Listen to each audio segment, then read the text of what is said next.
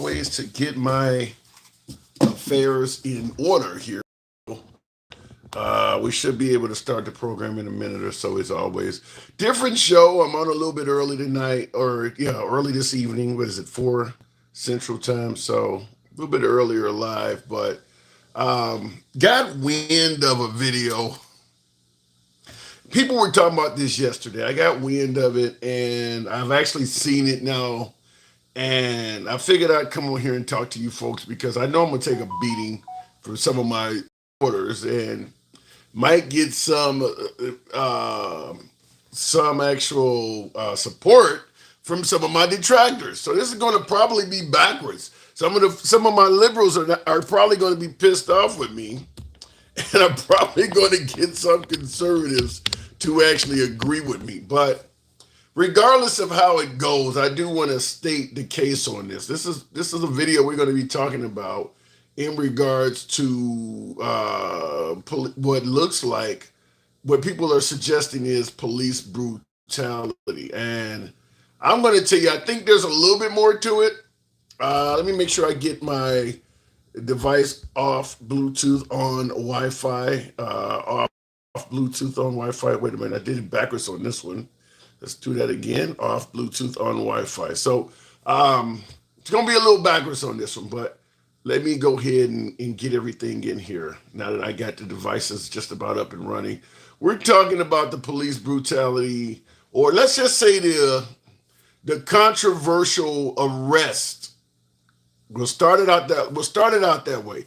We're going to be talking about a controversial arrest that was on video that took place down in Jacksonville, Florida, that many of you folks undoubtedly have heard about.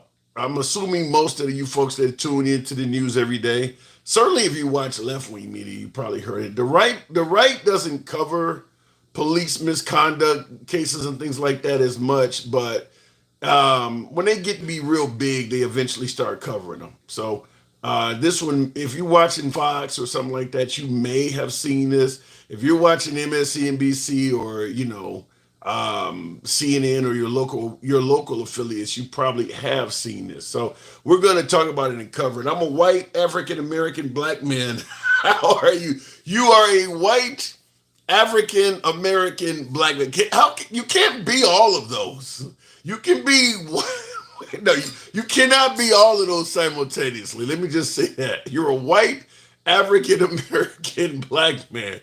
Humorous, but not possible. Okay, so I think I got all of my screens in order, but funny, but very funny. I got all my screens in order, and we should be able to start the live momentarily. In 2025, I can be what I want.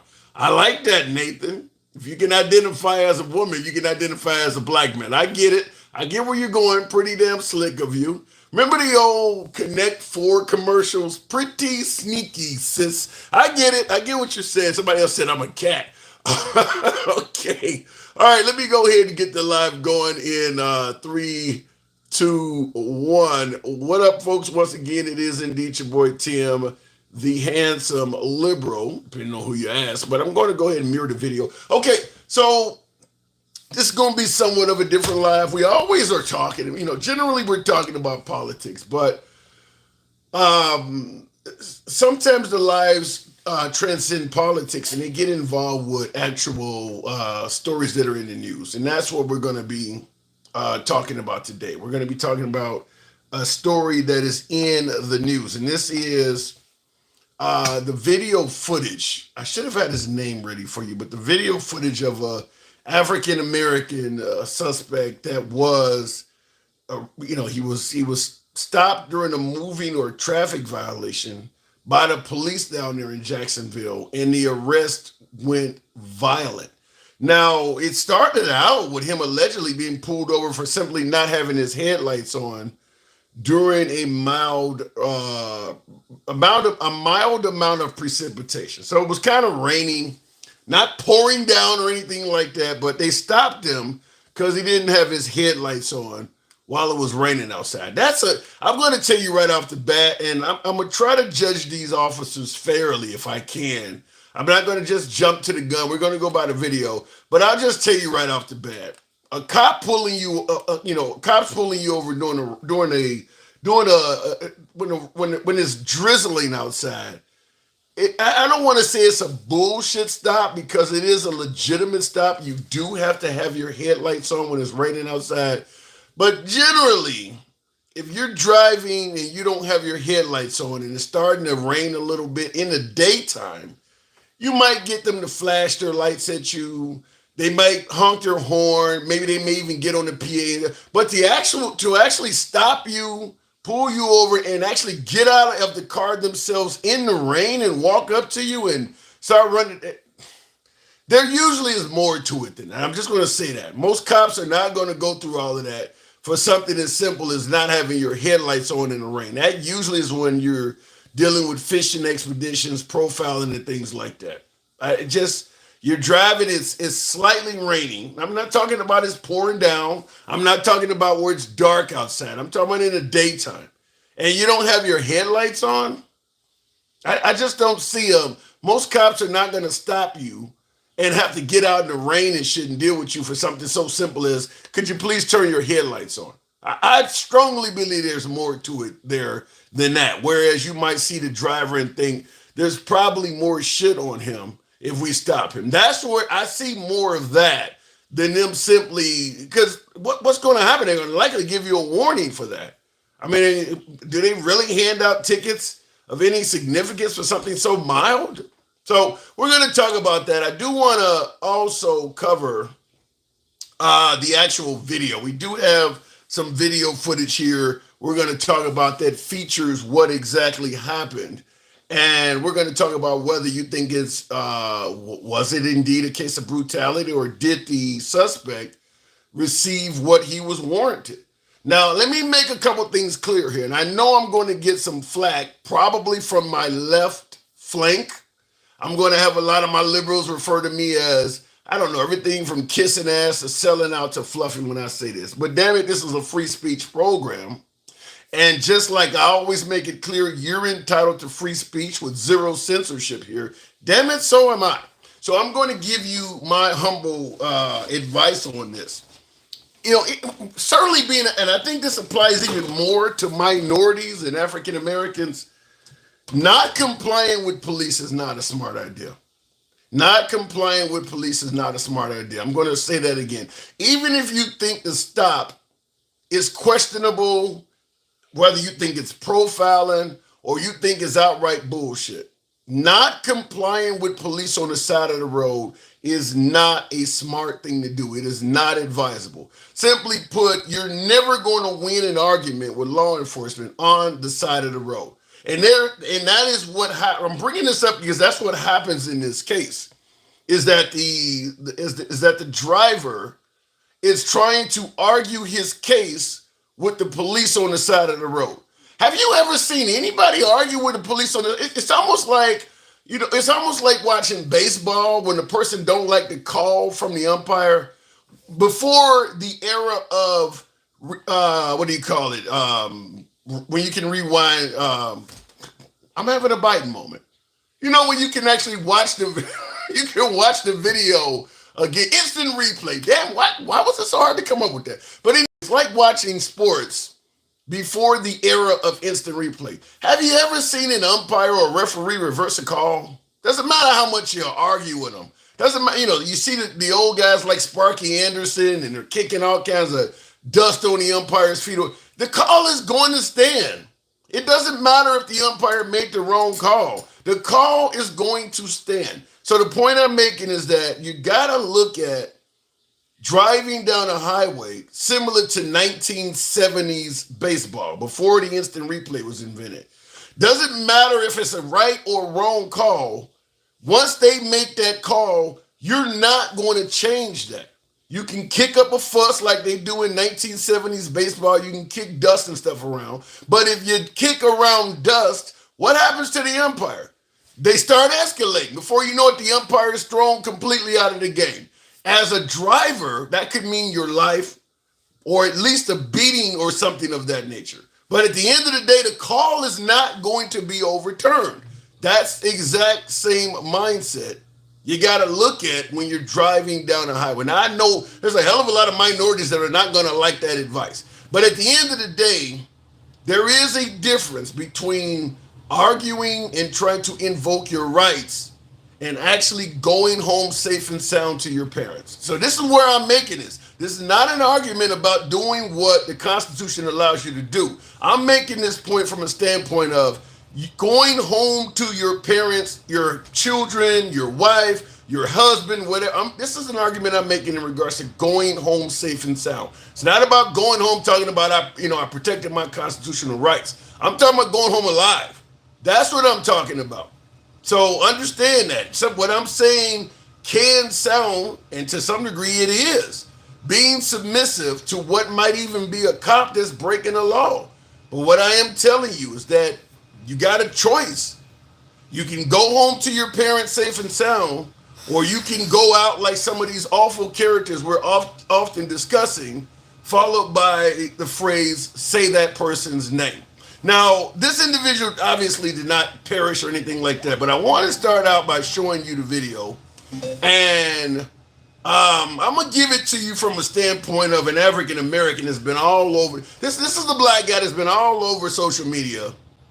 And some would argue that he is barely considered black because he has a take on it that is, it's not positive.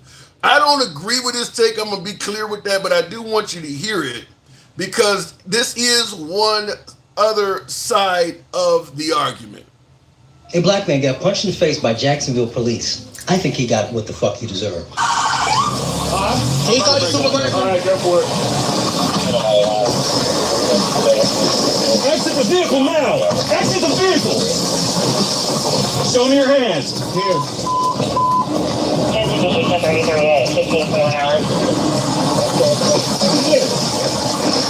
What is your reason, sir? What is your reason? Step out now. All right.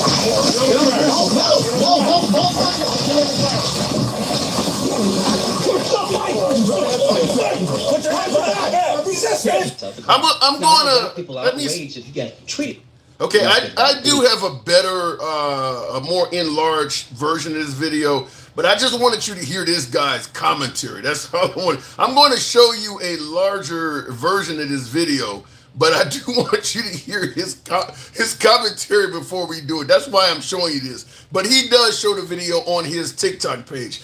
You can't see it very well on my screen. I get that, but I'm going to put it on full screen so you will be able to see at least a video footage that was filmed by the suspect. This is why you shut the fuck up and comply. Stop acting entitled, thinking that you know more than the law. I think the punch in the face was slightly excessive, but no, I think they did a great job in getting his dumb ass out the car. Now, a lot of black people are outraged that he got treated like that by the police. But here's how it started.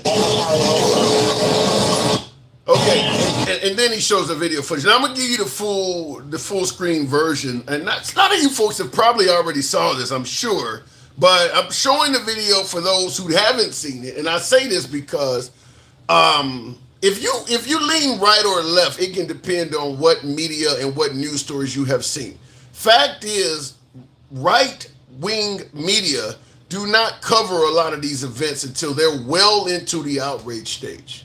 If you watch left-wing media, they cover this shit immediately. But if you're watching right-wing media, it's got to start being a significant amount of outrage before they start talking about this stuff. Certainly if there's any inclination that a cop may have done something wrong, because the right tends to be more in favor of defending cops ad nauseum, I want to say. They're going to automatically jump to defending cops, where the left is going to be more likely to question authority.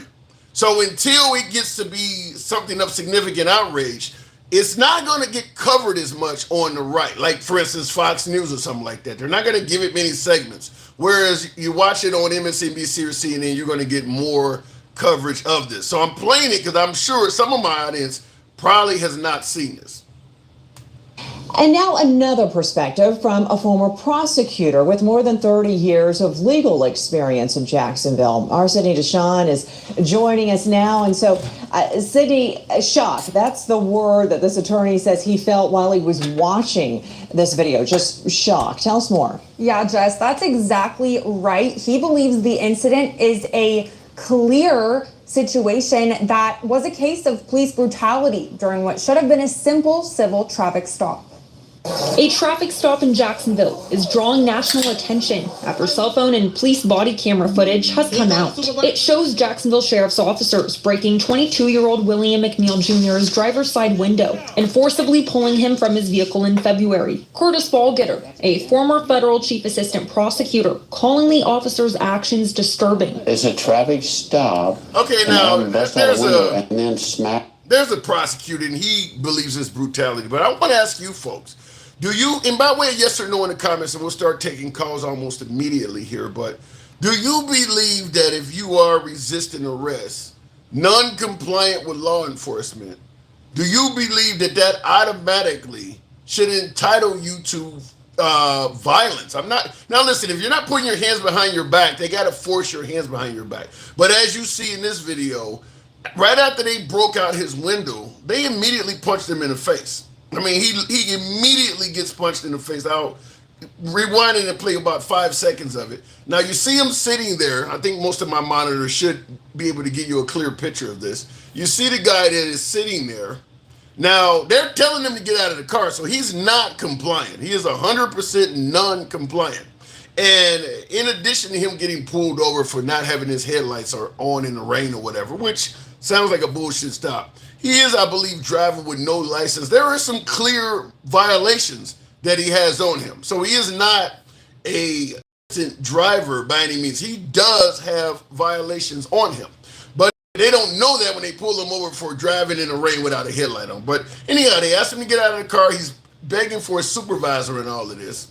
And you see him refusing to get out of the car. So right here when I play the clip, they're at the point where the minute he refuses to get out of the car, they smash out his car window and immediately strike him in the face. You'll see that real quick here. I'm going to turn the volume up on it, but you'll see it really quick there. Shows Jacksonville sheriff's officers breaking 22-year-old William McNeil Jr.'s driver's side window and forcibly pulling him from his vehicle in February. That's why I titled it Police Brutality. I don't, maybe some of you folks can correct this and let me know what you see that I don't see any reason for that strike to the face. I get that he's not being compliant, but I believe the proper procedure, if you're not getting out of the car, is to break your window, open your door, and drag your ass out. I don't see any legitimate reason for striking him in the face. I just don't. So I want to hear from you folks. But also keep in mind, I don't see any legitimate reason for not complying with police if you want to go home safely. Going to the box, just struck the face. We'll start out right off the bat with Lewis. Good evening, Lewis. Welcome to the program. Now, am I getting this wrong? And hold on one second there, Lewis. Harley, welcome back. Says, do you do any uplifting topics? Those I start my super... Oh, shit. You named the topic, Harley. Harley, you said you start your super chat. Wow. You named the topic, Harley, and we'll cover it specifically. Okay, and look, at the end of the day, what's happening in the news is kind of what we discuss, Harley. Being candid, whatever story's going on, the story of the day, whether it's Biden's failing economy, his cognitive health, or something Trump is doing, that's kind of what we cover. So I don't really get necessarily all the time to control the narrative because we don't know what's always going on, but we cover what is currently happening, what is currently, in the main news. So that's what we do. Thank you, by the way, Harley. Okay, Lewis, good evening. Hey, how you doing? I'm doing good. Am I getting this one wrong? Now, have you seen this video yet? Here's where you're wrong at, and this comes from years of it in the business of law enforcement.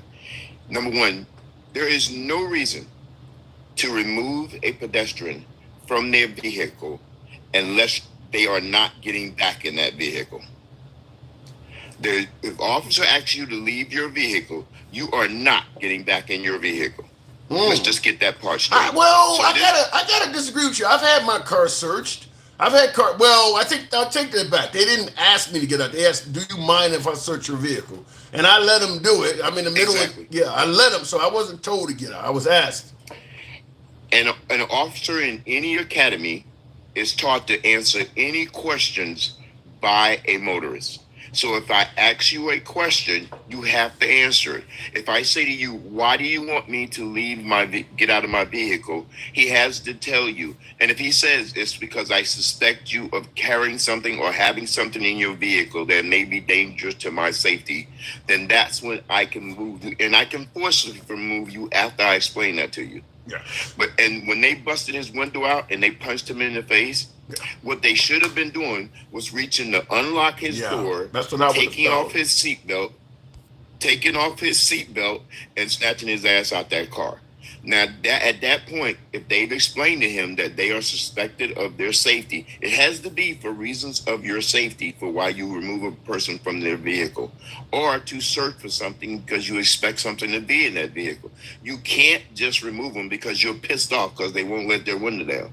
Yeah. Now, but what about what I stated in regards to looking at a traffic stop like 1970s baseball, meaning that doesn't matter if you don't like the call, the umpire is not going to reverse the call. This is before the era of instant replay. You never seen an umpire reverse a call no matter how much dust they kicked up on the umpire. At the end of the day, if you keep arguing, you just get tossed out of the game. And in this case, getting tossed out of the game could mean getting your ass kicked or losing your life. So what I'm asking you is this.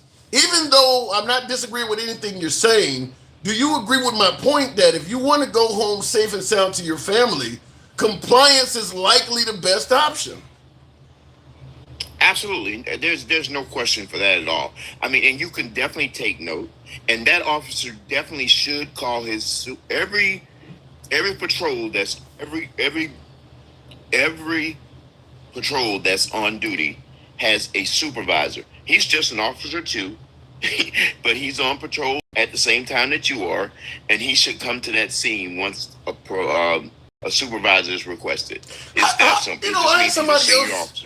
Because I didn't know that, and that's one reason why I like talking to you folks, is you often correct me on stuff. I didn't know that you could request a supervisor on every traffic stop, and they had to do that. Because I'm thinking like, this could clog up the system if everybody requested a supervisor. How could the police actually function? Let's say I get pulled over by a state trooper in the middle of no damn where. That means the supervisor got to drive all the way out there? Because you know why? You know why it's not a problem? Because people are just like you. They don't know their rights. True. But if they did, do that answer that question? Do that answer that question for you? That answers the question, but it also makes me wonder. Okay, if everybody, it happens in this form. It happens in this form. It comes up a lot. But on the roads, I'm gonna tell you something. When I pull people over, I have never, ever been asked to bring a supervisor to the scene. In the 12 years I did it, I never had anybody tell me to bring a supervisor. And I'm talking about some situations where if I was on their end, I would have asked for a supervisor. You know what I'm saying? Because but what would lead a person that is doing nothing wrong to ask for a supervisor before getting out of the car? I'm curious. Because they feel like they haven't been done, and you don't know that person's experience with the law enforcement in that area prior to that. True. That's what's not being shown to you. They're showing you him being stopped and the officers approaching his car. But you don't know if it was a car chase before that, if he didn't stop immediately when the officers got behind him. And when you get into a car chase, especially officers. But wait a minute, you're telling me the suspect in a car chase can still demand a supervisor? Absolutely. Before they take him out of the car? He's not going to get one. But he definitely can request it.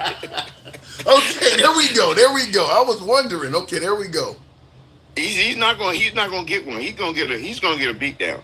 Let's just be serious, because we got to figure with no officer. You remember what happened to Rodney King? Yes, I do. When an officer gets in a car chase, especially when it endangers several people's lives, their adrenaline is flowing so much, and they are so hyped up and so scared. Let me tell you something, Chuck. I'm going to tell you this right here.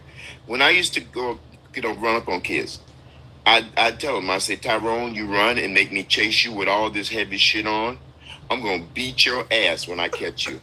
Now, don't get it wrong. I never had to do that. Because the kids would still run, but they come walking back after they get what they have on them off them. They But just don't want to get caught but with the drugs or with the. isn't you making such a threat like that, which is a threat of brutality? Aren't you too harming the relationship between those kids and police? No, because most of them come walking back and saying, "I'm sorry, Mr. Lewis. I'm sorry. I'm sorry. I'm sorry." You know, they know. See, one thing about what's wrong with law enforcement is that most officers now don't have relationships with their community. That's True. where the problem lies. At. Hang on, Gates. I didn't mean to bring you up. Go ahead. Go ahead. That's the problem is most officers don't get any kind of culture diversity training, or they get very little anyway. So a lot of them they live in the suburbs, they have clean records, they go off to the academy, and then they stick them right down in the city. Yeah. Most officers, most young officers are going to work terrified. They don't know the territory. They can't even chase a kid. They get that experience after being on the force for a little while, where they get to know their community. And if they never bother, they just go in, punch the clock, and go home every day.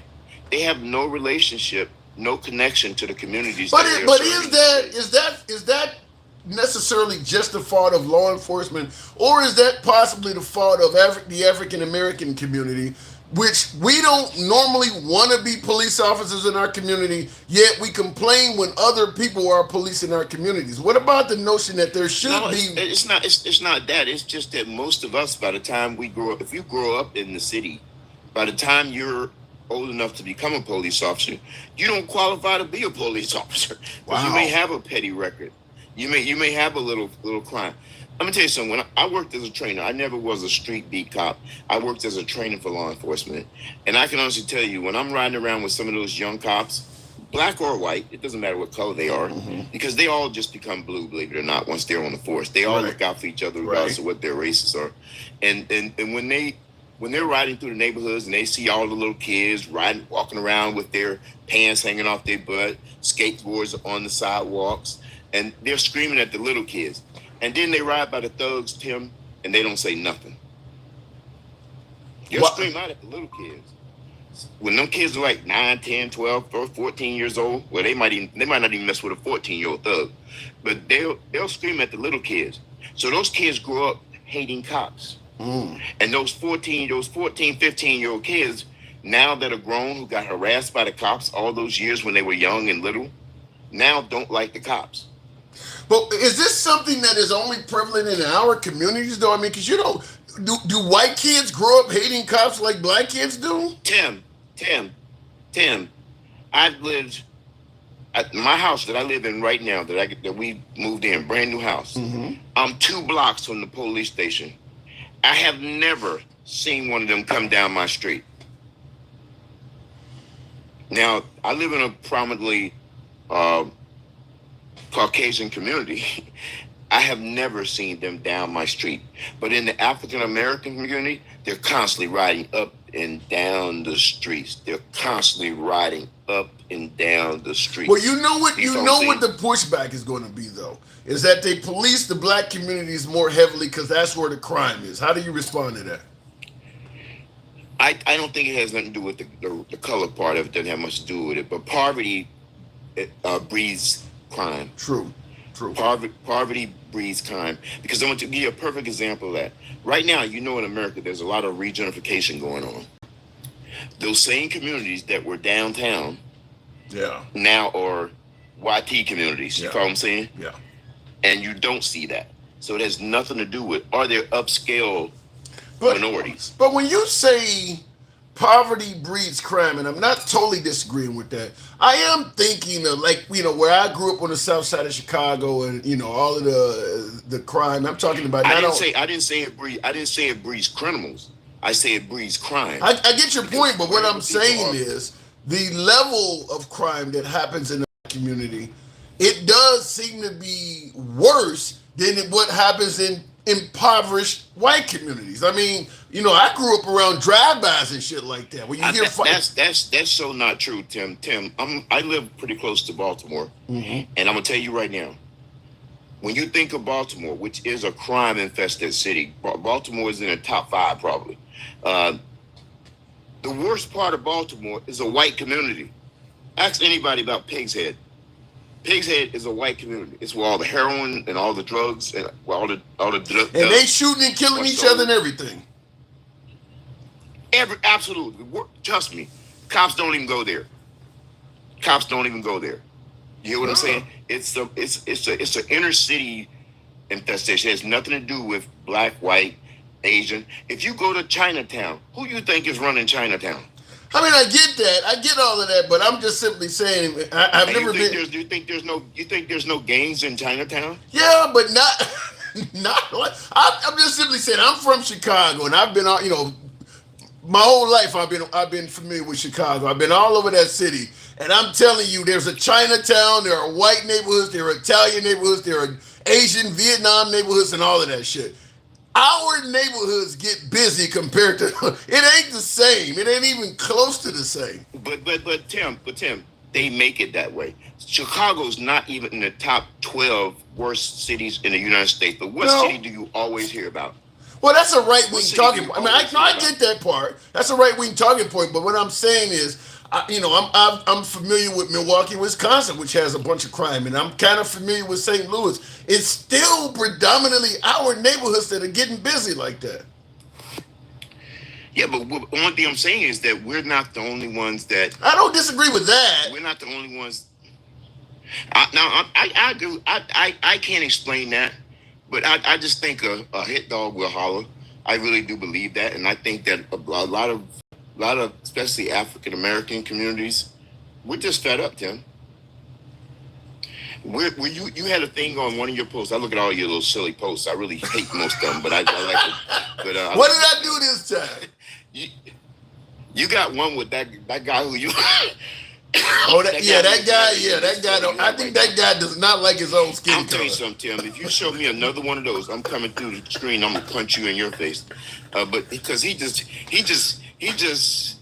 trying to be the male version of Candace. Yeah, he is. But I like to draw attention to it. But yeah, he's real bad. But he's dumb. And I told him in his live that I thought he was dumb, and I'm gonna tell you why I think he's dumb. Because he didn't learn from Candace Owens.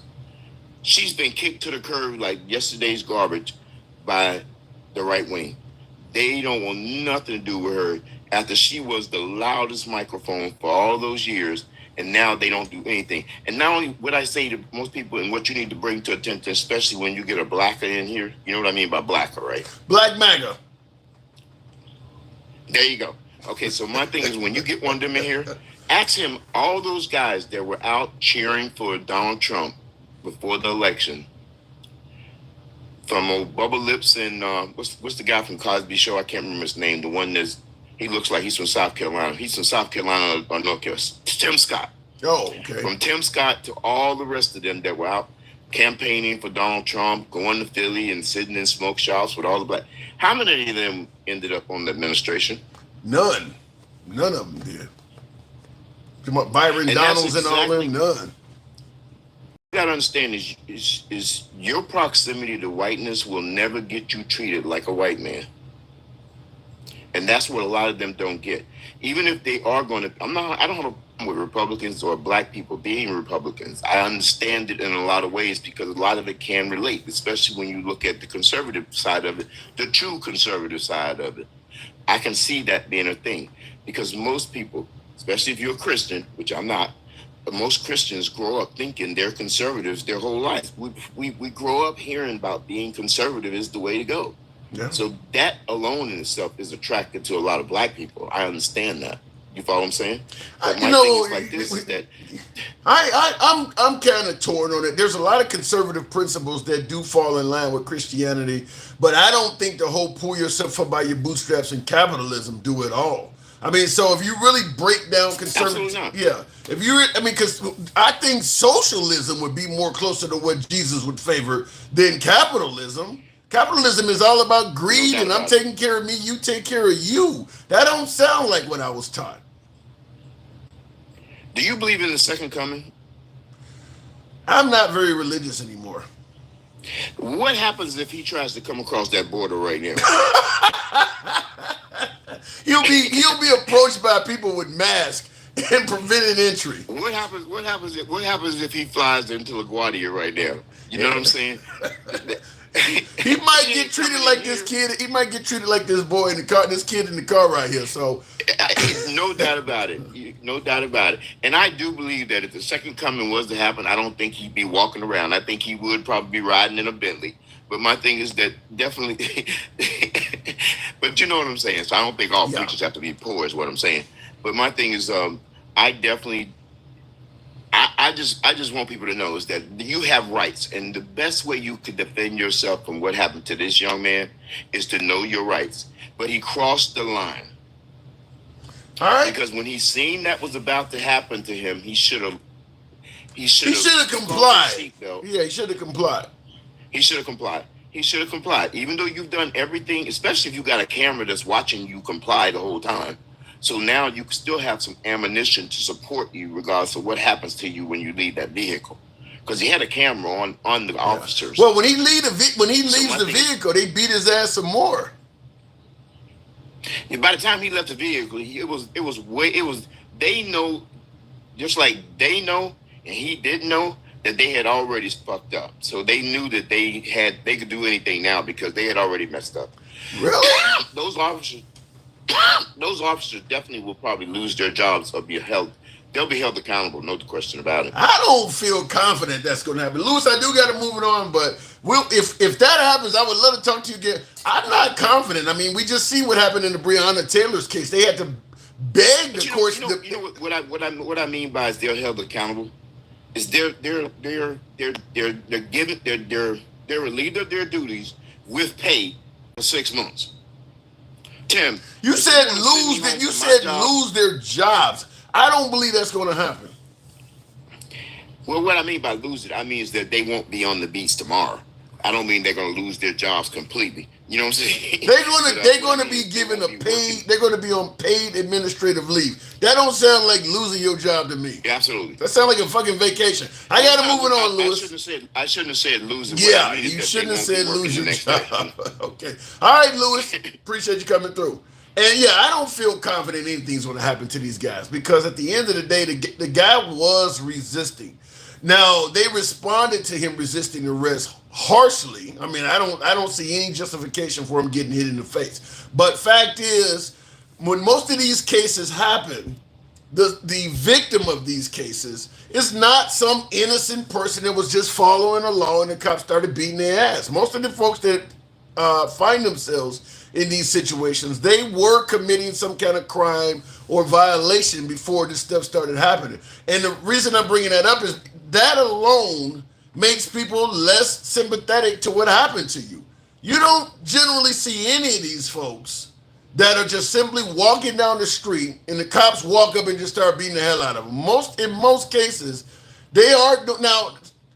Some of the ones I would put in that category, Trayvon Martin is a perfect example of somebody who was just walking down the street. But George Zimmerman was not a cop. Trayvon Martin is a perfect example of somebody who was just minding his business, doing nothing wrong, and criminality found him. And then, of course, they found George Zimmerman innocent.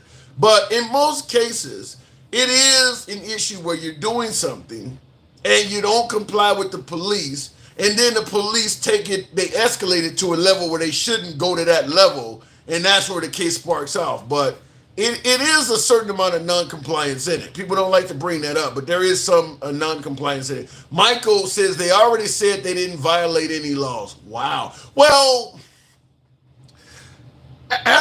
with the video, damn, they seen them hit the dude in the face. They said no laws were violated. Wow. And that's what I said. I don't feel confident anything's going to come out of it. I didn't feel confident even before I heard that information. Fact is, the cops get widespread leeway on what they can do to you, certainly if you're not compliant. And in this case, they not only hit him in the face, but then they take him out of the car and they start saying, quit fighting, which kind of, just like if somebody say, quit reaching for my gun or quit resisting, it gives you more leeway to what you're doing to him on the ground. If I'm going to fuck you up while you're on the ground, I'll yell out just for the cameras, quit resisting, quit grabbing for my gun. Because it kind of gives you plausible deniability on whether you were actually doing something wrong. Like, hey, I was reaching for my gun. You heard me yell that out. And people do buy that. People do buy that. Anyway, looking in the comments, Stone Cold says Trump is a god. You think Trump is a god, really? Based on what? Does your God do all the stuff Trump did? Praise your God there if that's the case. I'm not from the USA, but from video I see, I know law better now than many cops.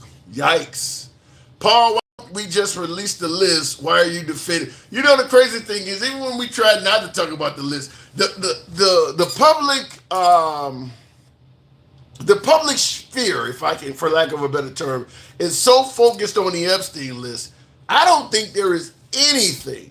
And God knows Trump has tried. I don't think there is anything that could divert people from demanding that list. To me, it's almost as if you got Trump and Epstein flying along in an aircraft, and the public is firing missiles at the aircraft. And I'm just making this up, of course. And Trump and Epstein is trying to prevent the missiles from hitting them, because that's the bullseye. It's Trump and Epstein.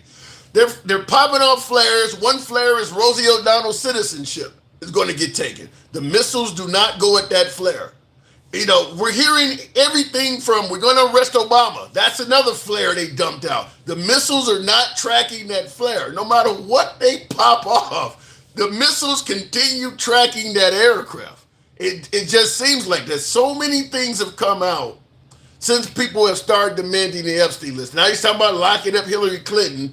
In fact, here's something he said just a couple hours ago. Once again, dumping flares. Jane Obama is the ringleader. Hillary Clinton was right there with him, and so was Sleepy Joe Biden, and so were the rest of them. Comey, Clapper, the whole group. And they tried to rig an election, and they got caught. The witch hunt that you should be talking about is they caught President Obama absolutely cold. Tulsi Gabbard, what they did to this country in 2016, starting in 2016, but going up to 2020 in the election. They tried to rig the election, and they got caught. And there should be very severe consequences for that. You know, when we caught Hillary Clinton, I said, you know what? Let's not go too far here. It's the ex-wife of a president, and I thought it was sort of terrible, and I let her off the hook. Let's not go too far. Every rally, you're letting people yell, lock her up. Let's not go too far. That's all we talked about was Hillary Clinton throughout Trump's first term. But the point I'm making is, all of the stuff you just heard there, those are all flares being dumped off the side of the aircraft. But yet the public missile is still tracking the Trump and Epstein aircraft. No matter how many different flares they throw out, each flare represents a different topic, a different diversion. The missiles are still tracking the aircraft. So I don't know if they're going to run out of flares before, or if the missile is going to hit, but they're trying. I got to give Trump credit. He's trying. Now you got Speaker Johnson. They took a recess early. Because people were demanding Congress do something about this. So they're dropping flares all over the place, but I don't know if there's any way to stop this. And of course, folks are suggesting, well, why didn't Biden release the list? More flares. People are tracking this.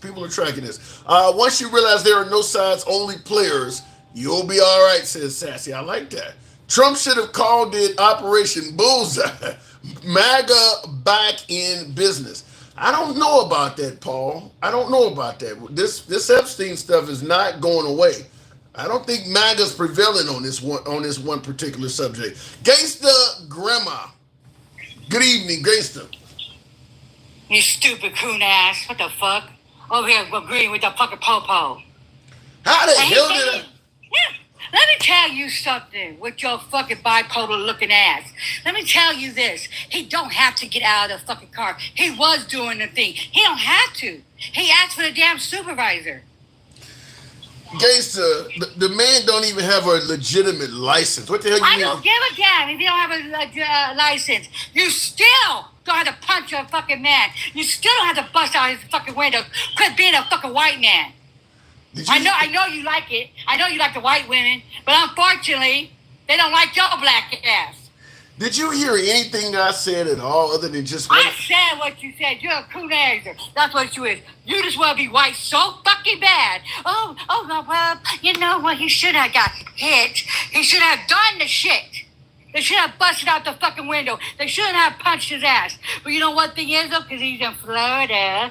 They're going to walk on this shit. And you're over here coonizing with the son of a bitch. I'm so glad I ain't married to a man like you. I'd be going to jail. I sure would. I'd be going to jail. I can't do it.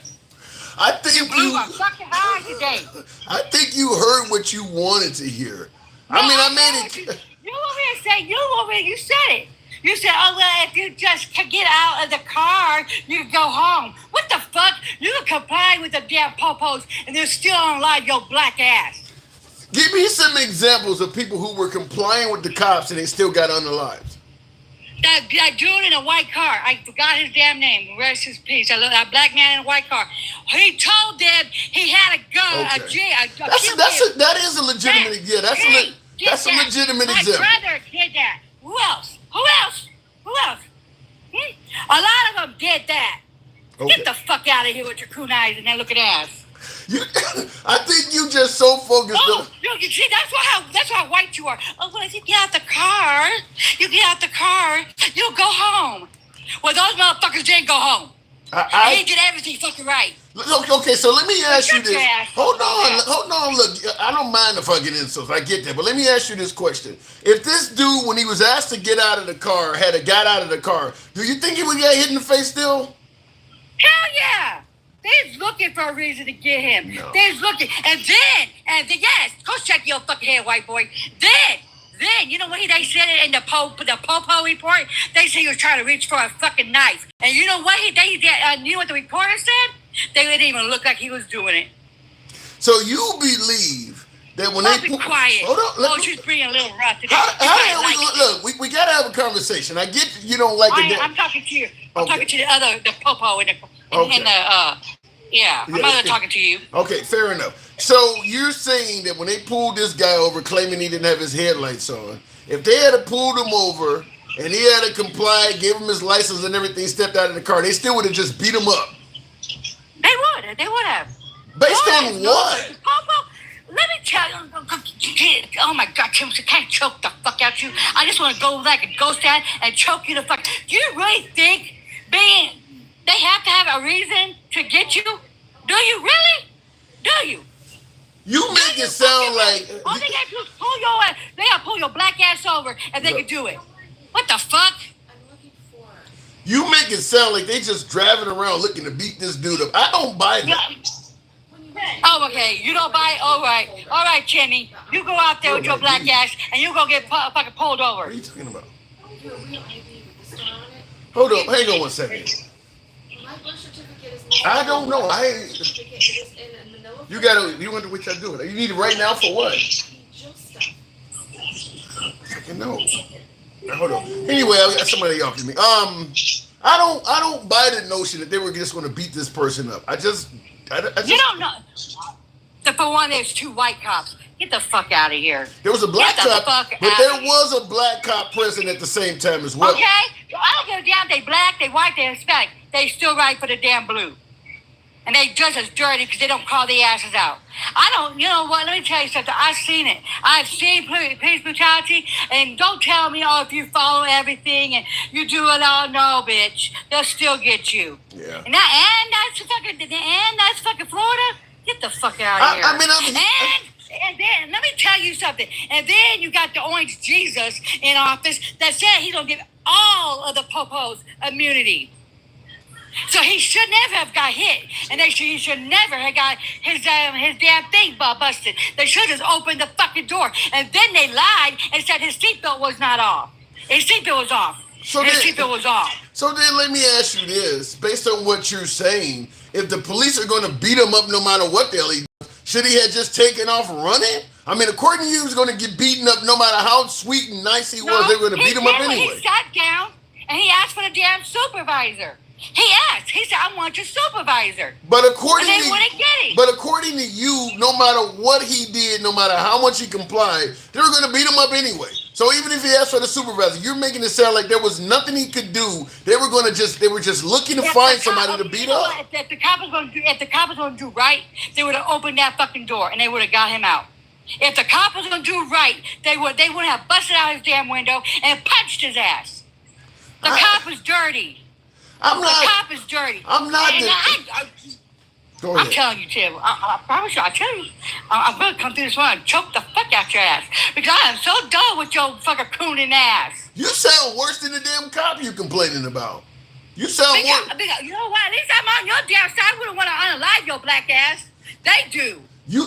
They reached through the window and punched him. You talking about choking my ass? You worse than they are. You got a badge at the crib?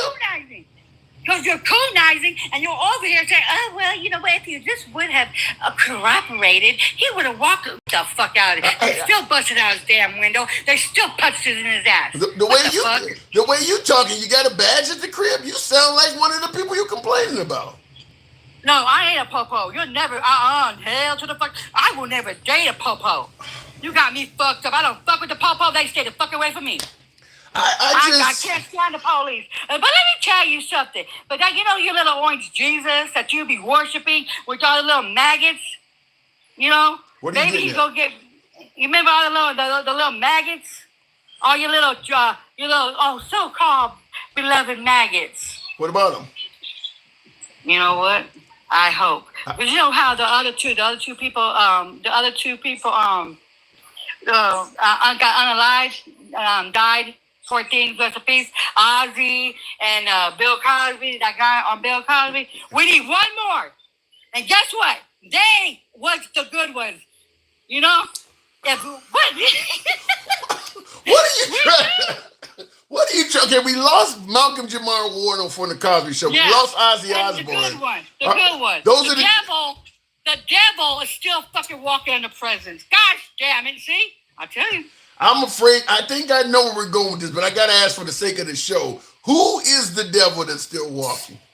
Oh, Orange Jesus. And he's losing his fucking mind. Did you see all the rapping? Ooh, let me tell you. There's the list. Oh, it's getting good. Oh, it's going to get good. And you know, the white family that he's trying to sue, oh, they're going to take it to court. You know why? You know why they're going to take it to court? Because they can do discovery, and it's going to get really good and juicy. You feel what I'm saying? Well, I'm going to tell you something. Trump normally wins, so don't expect Trump to lose if this goes to court. No. This motherfucker got money. This motherfucker got more money than that damn fucking broke ass bimbo in office. Let me tell you this. Hold on. Elon Musk has more money than Rupert Murdoch, and look what Trump did to Elon. Okay.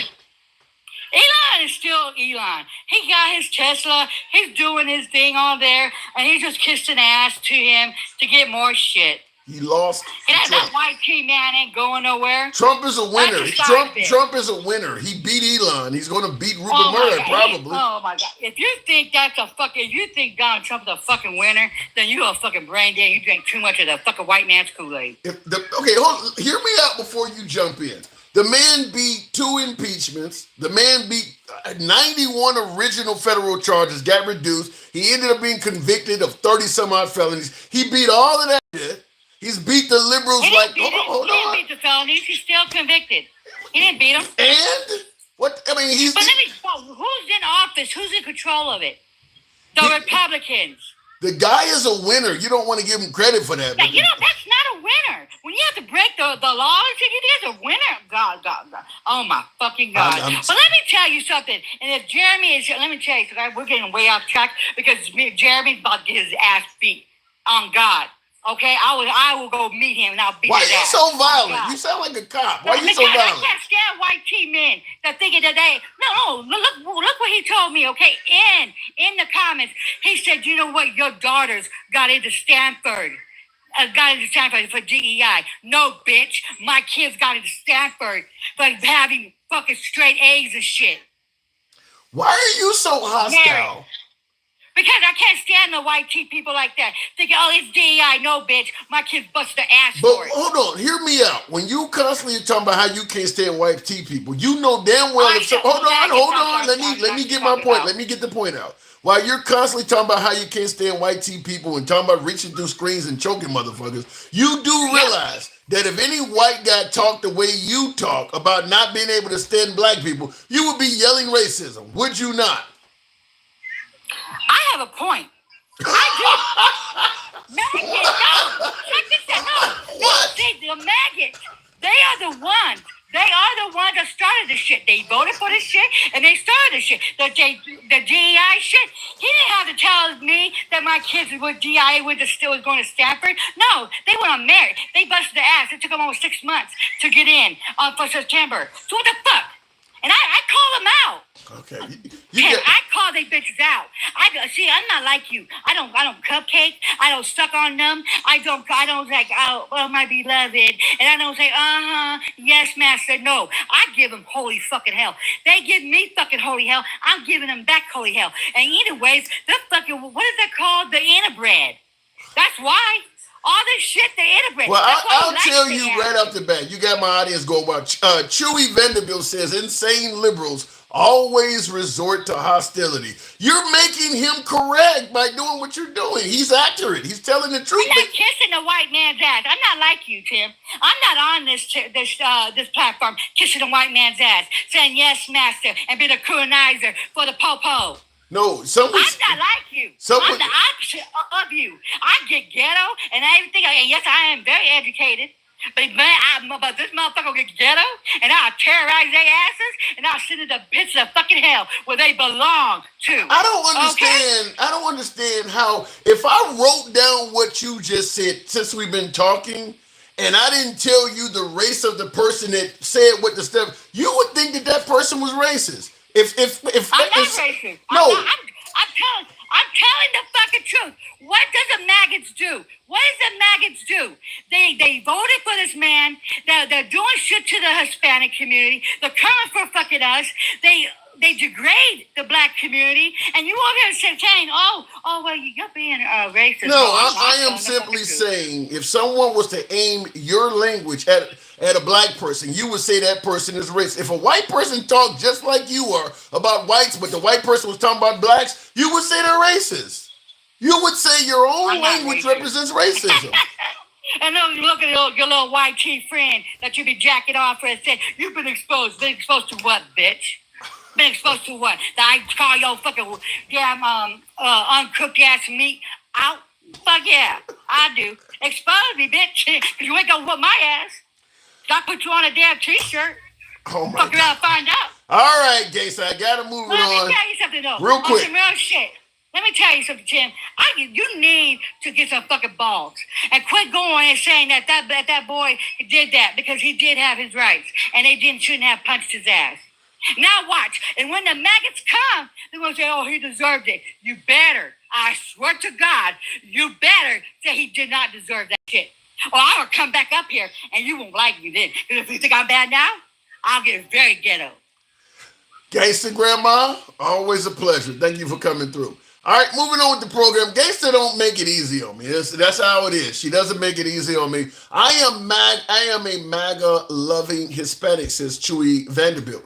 This woman is a typical disgusting racist. We can all tell that.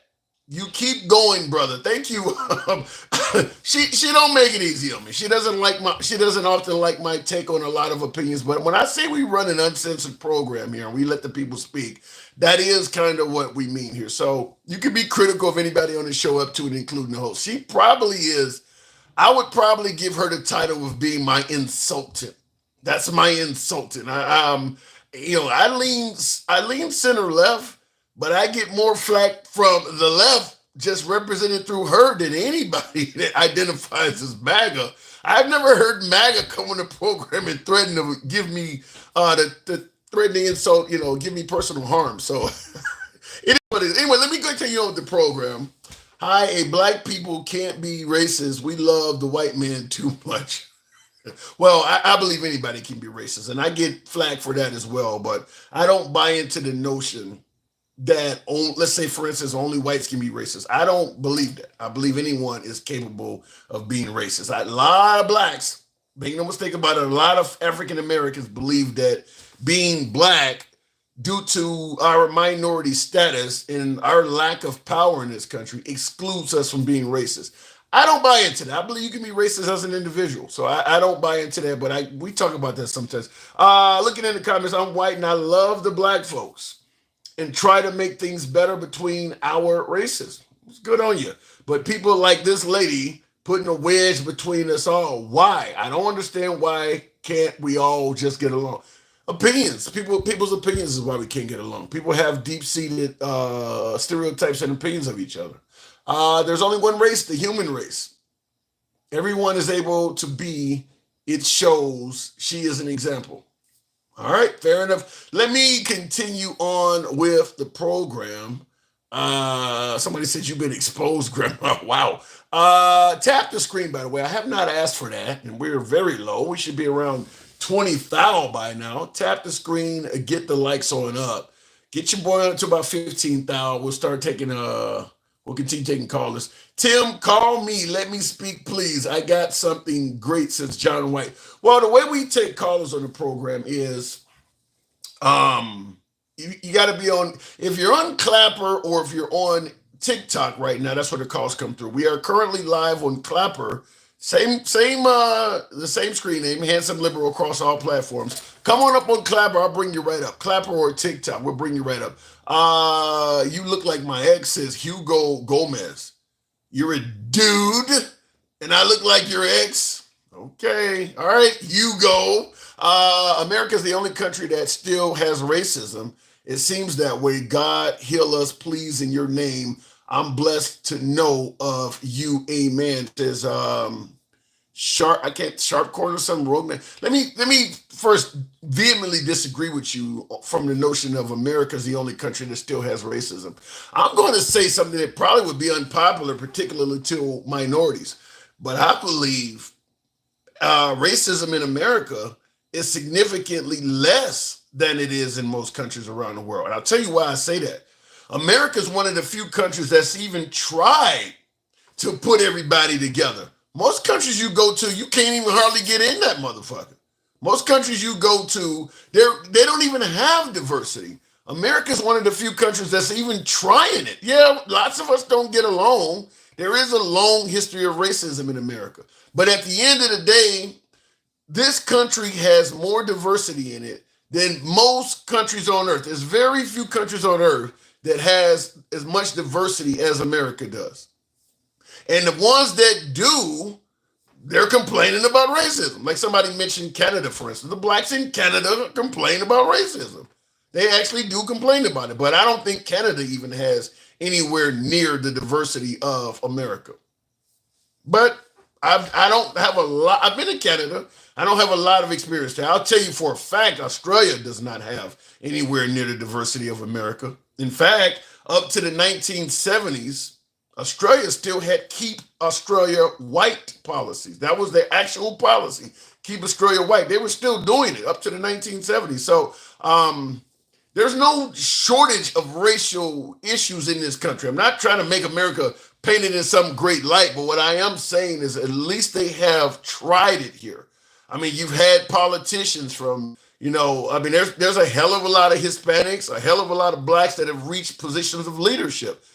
Not the president, but throughout the military, throughout smaller and state and city governments, there's plenty of places. In fact, out of the top 20 largest cities in America, many of them have black mayors. I think the top 4, Chicago, New York, LA, and Houston, they're all black mayors. They're all black. My guess is if you start going to if you go down the top 10, most of them probably have black mayors.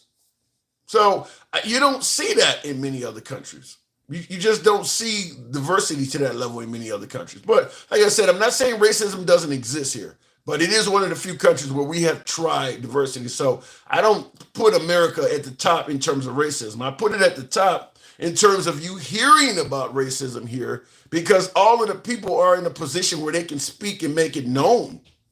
Most other countries don't have that diversity, so you're not going to hear about it as much. And that brings out the ire in some folks, like Gurry TV says, you are blind to the reality. Like I said, if you want to go to, if you wanted to be governor of a state, most countries have, their version of city, county, and states. I don't think most other countries would you be afforded the same opportunities as a minority to potentially be a governor or even a mayor of a town like you can in America. Most countries are it's limited. If it's very limited. If you go to a diverse climate, it's very limited as to how high you can climb. Now, if you're black and you want to go to an African country, yeah. But if you go to Norway or you want to go to Sweden and do it, I'm thinking your chances are better of achieving success here in America. That's my opinion.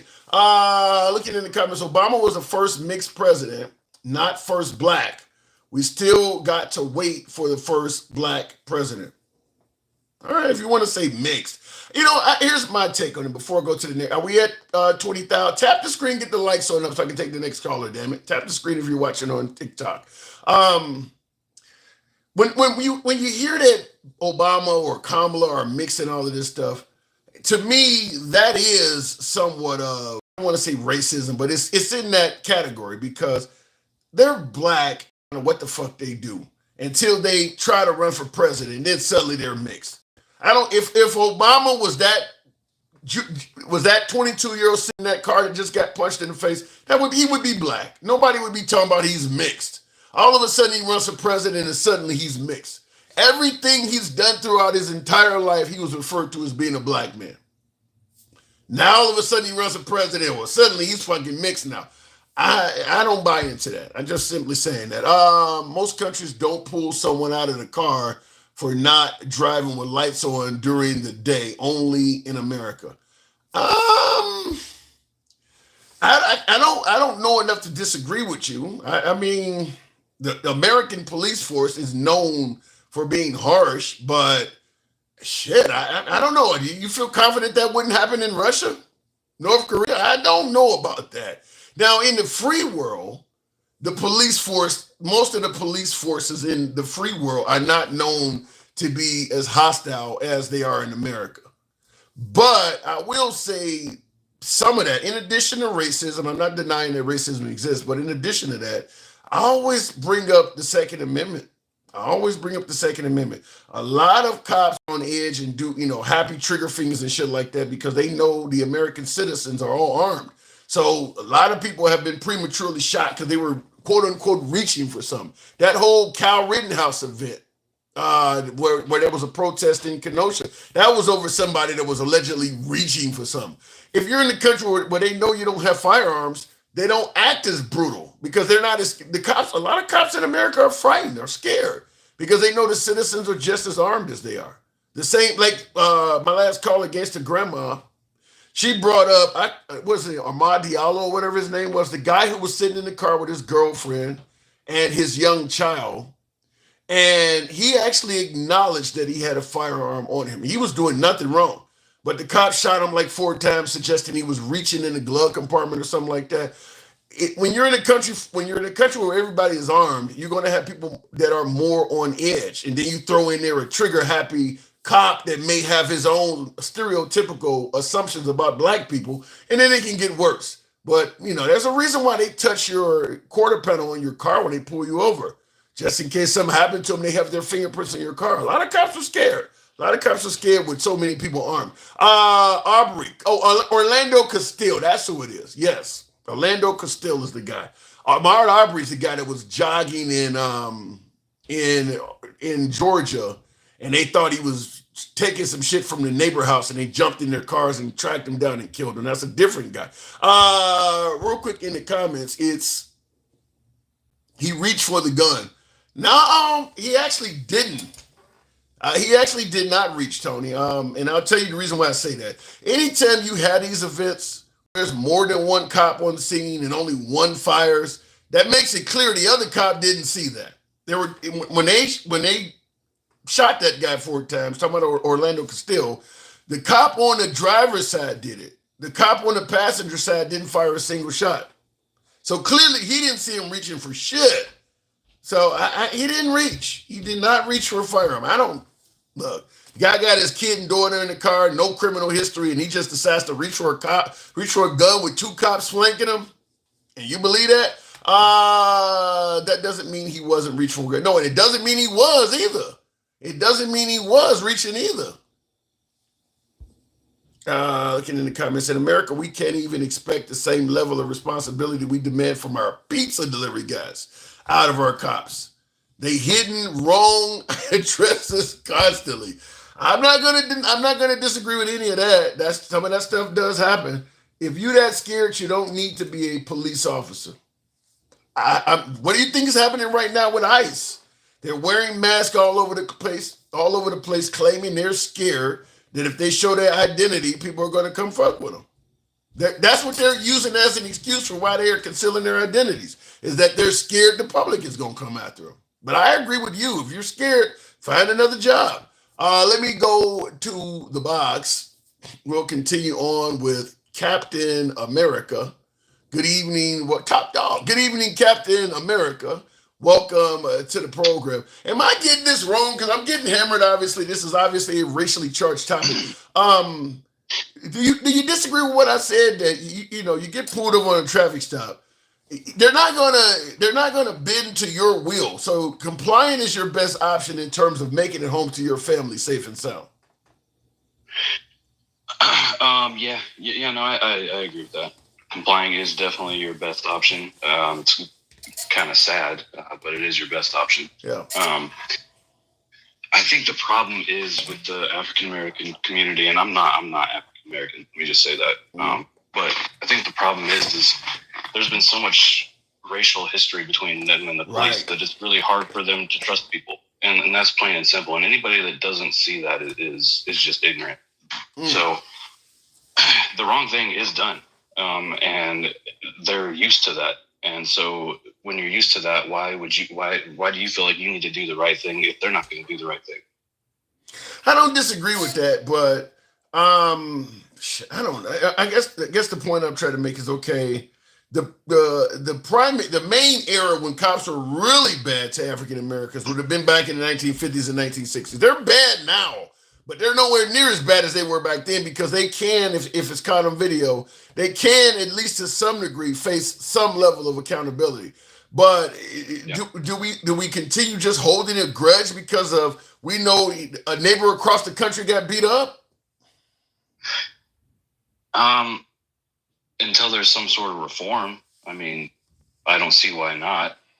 I mean, like I said, I'm not African American, but I feel like if I was, I wouldn't be able to trust police. I don't.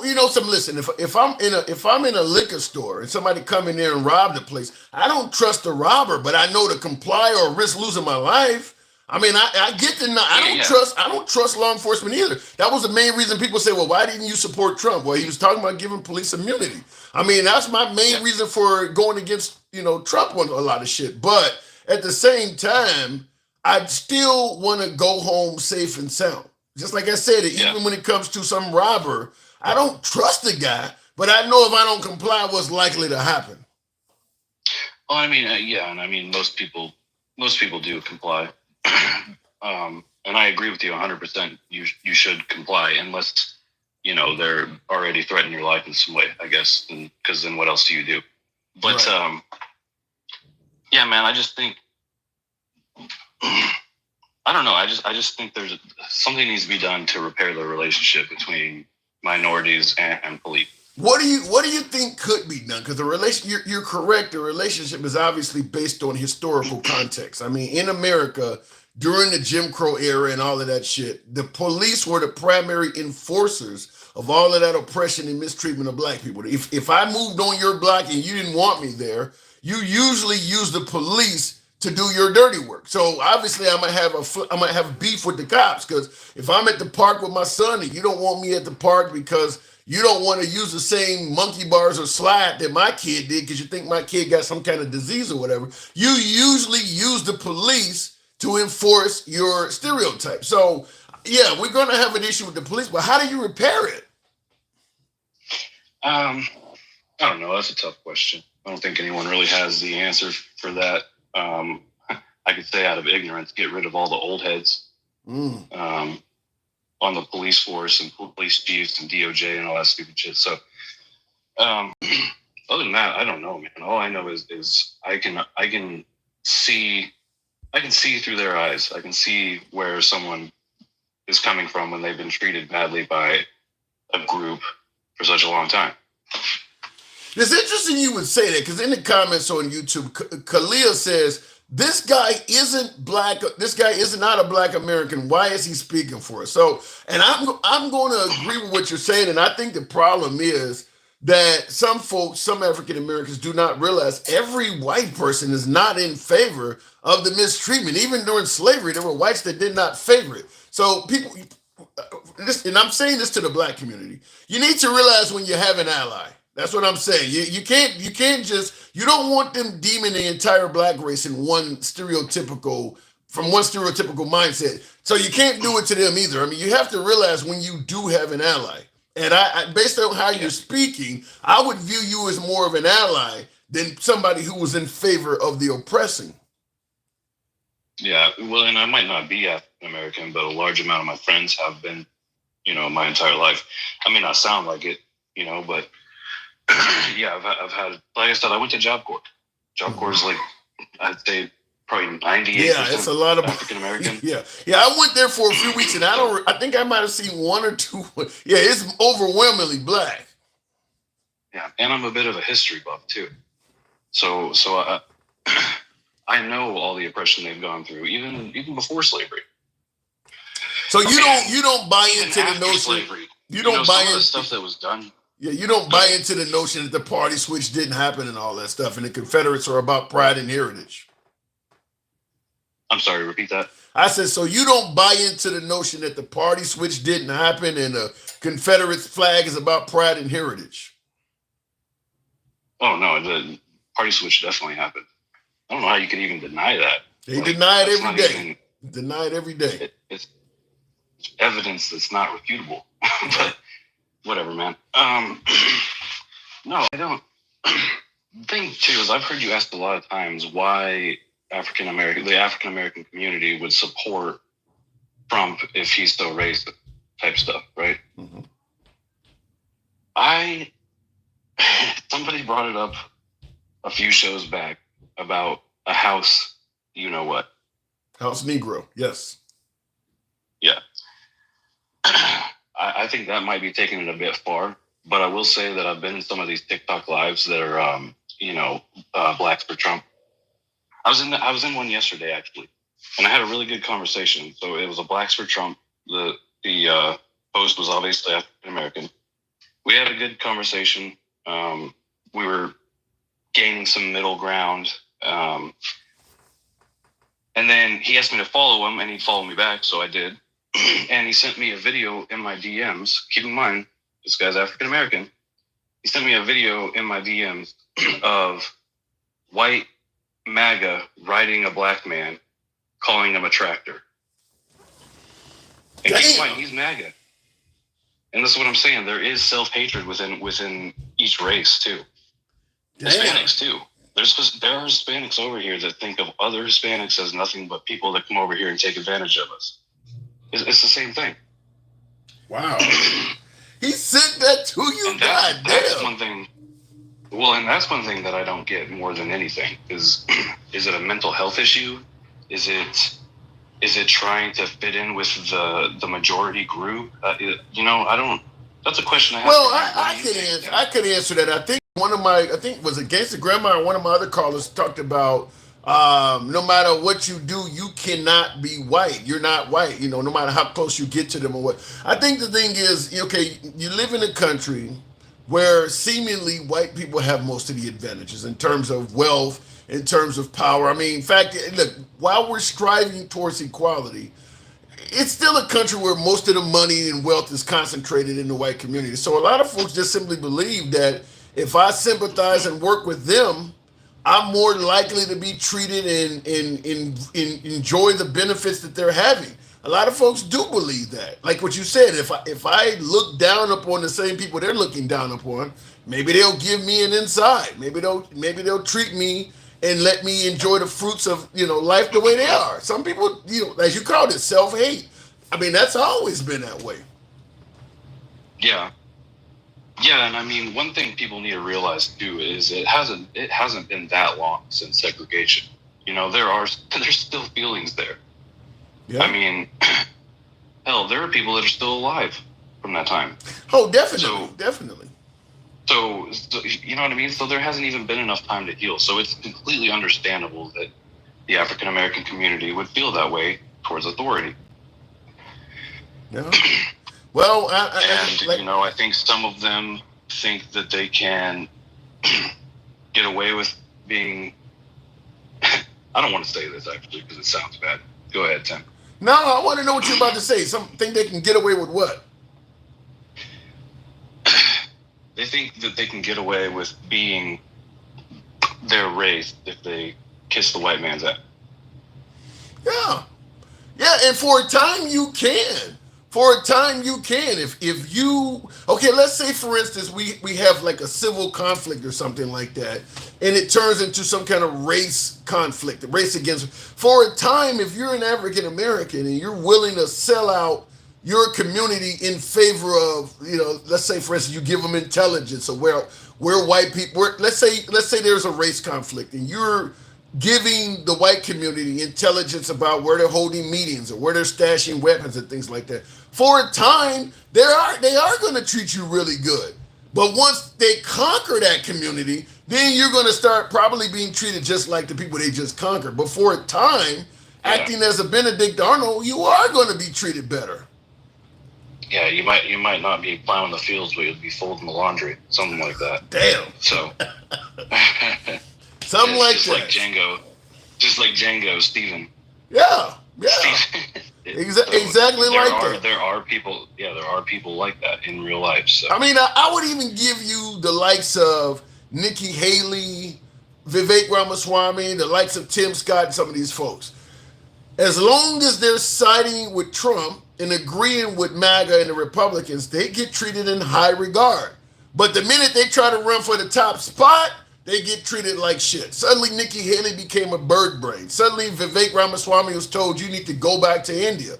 But it was fine when they were cooperating and working with him. But the minute you try to start striving for the top spot or equality, the treatment suddenly falls off. So that's what I'm saying. For a time, if you work with them, you can be treated well. But you got to know where your lane is. I'll give you the last word, Captain. I do got to move it on. Yeah, all I got to say is Jon Stewart 2028. He spoke out, Jon Stewart spoke out heavily in regards to what's happening to Stephen Colbert. So maybe he'll get upset. Yeah, and it sucks because I feel like they're all going to end up losing their shows. We're in a weird time, man. Political, yeah. They complain the most about censorship is now wanting to get rid of anyone that slightly disagrees with, basically. He even canceled canceled the Wall Street Journal because that article they released saying he sent letters to Epstein. They now are no longer allowed in the press conferences. So even in my tiny ass corner of social media with the few people that follow me, I have thought about that.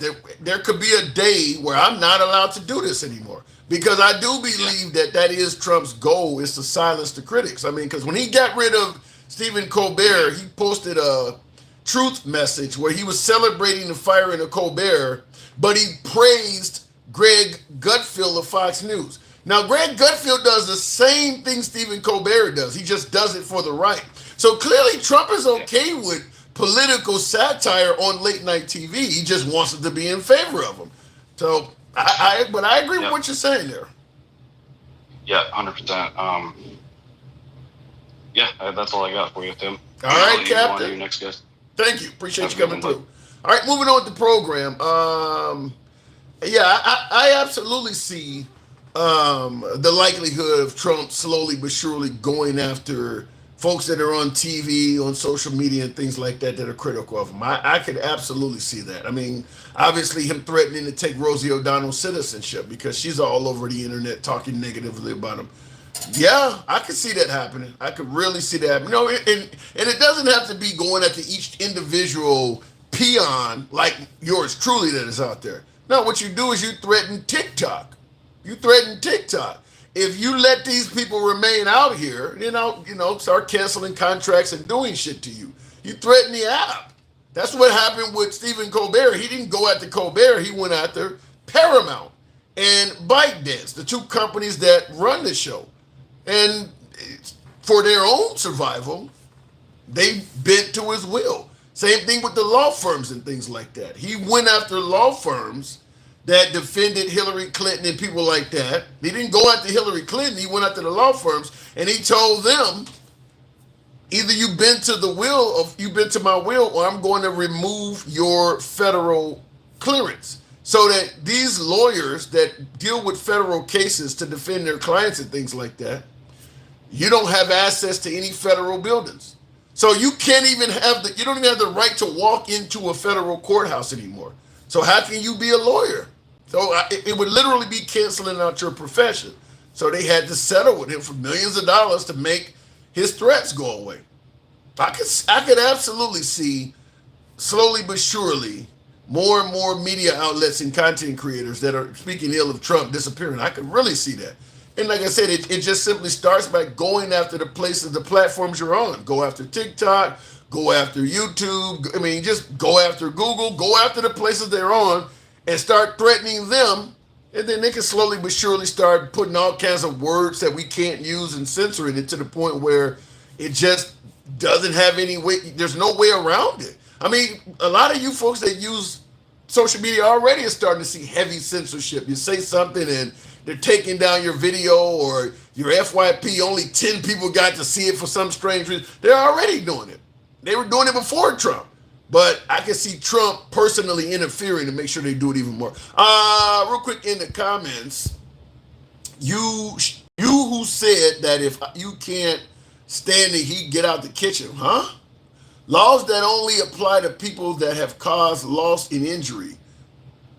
Ham gets okay, you guys are speaking amongst each other apparently, because I don't know what that means in regards to this show. Going to the next caller though. I'm trying to listen.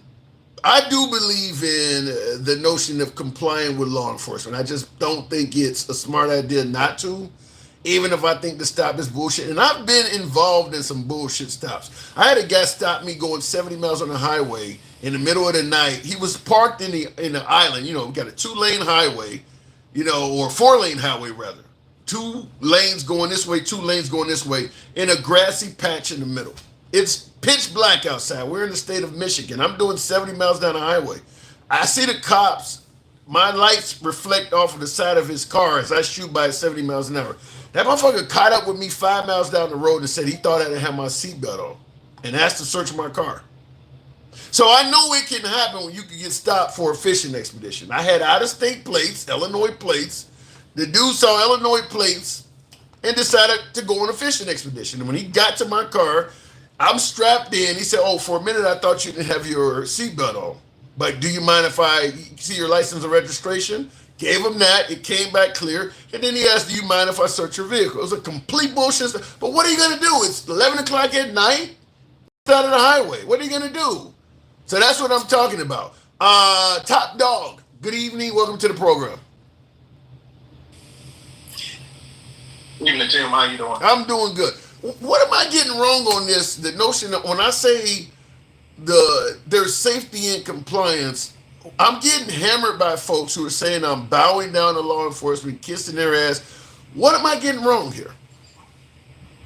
I believe you're just trying to help save a life. Right. That is the goal. If we don't, yeah, that's basically. I get what I get that. My thing is, I think you had a question about what can we do to have a better relationship with law enforcement or whatever. I think holding them accountable will help heal the relationship. Holding them accountable to the same law that we are held accountable for, as a citizen. Because I get angry when cops get off. Yeah. Did you hear about what happened to the guy who was involved in the Breonna Taylor case yesterday? What he got? Yes, I saw that. 33 months? Right. and it had to been the other way around, that guy would have been doing life. You know what I mean? Right, So, exactly, right. 33 so months. that's the way I see it, bro. Yes, sir. That's the way I see it. If you I hold don't- them to the same, I don't disagree with the notion of accountability. Here's the way I think the best way to hold police accountable. I've said it before in the program. I think it's just like a doctor or a truck driver with their CDL license. I think that as a condition of wearing a badge, you should have to have malpractice insurance where you pay the premiums. If a truck driver can pay their own insurance premiums, independent truck driver or doctor or nurse or somebody in the medical field, they can pay their own premiums. So can a cop. And if you do not have that insurance, you can't be a truck driver. You can't take loads. If you don't have, you can't be a doctor. You got to have malpractice insurance because the insurance companies do not like to pay out bullshit claims. So if you're a truck driver, for instance, even if you're just getting warnings, the insurance company is not going to keep fucking with you. If the cops are pulling you over, they're not giving you the ticket, they just gave you a warning. If they find out you're getting warnings, your premiums are going to go up, and after a while, they're going to start threatening not to continue insuring you because you're a liability. The problem with the police, because they don't have to have insurance, is they can get all of these cases of alleged brutality or this person filed a claim, and which makes it clear this person is a liability. Like Derek Chauvin, the guy who was dealing with George Floyd, he had well over a dozen claims. Like eventually, you have to realize if this guy is allowed to stay on the force, he's going to really hurt somebody one day. But because there's no insurance company out there, he stays on the force, and eventually it happens. yes, I agree. Yeah. So that's the best way to hold them accountable is to hit somebody in the pocketbook. We need to get that fixed, man. We just can't get someone in office and just be one-sided. Yeah. Because we're as citizens, we're paying for actually paying for the police's salaries. Yeah. You got what I'm saying? So we're paying them to kill us. You kind of look at it that way too. It's just crazy, man.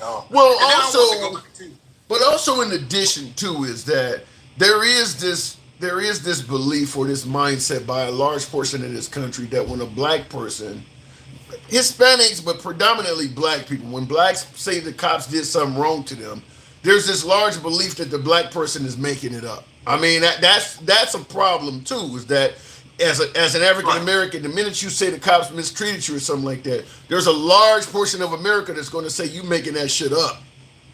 Right, but it's a small percentage of the population that's saying that.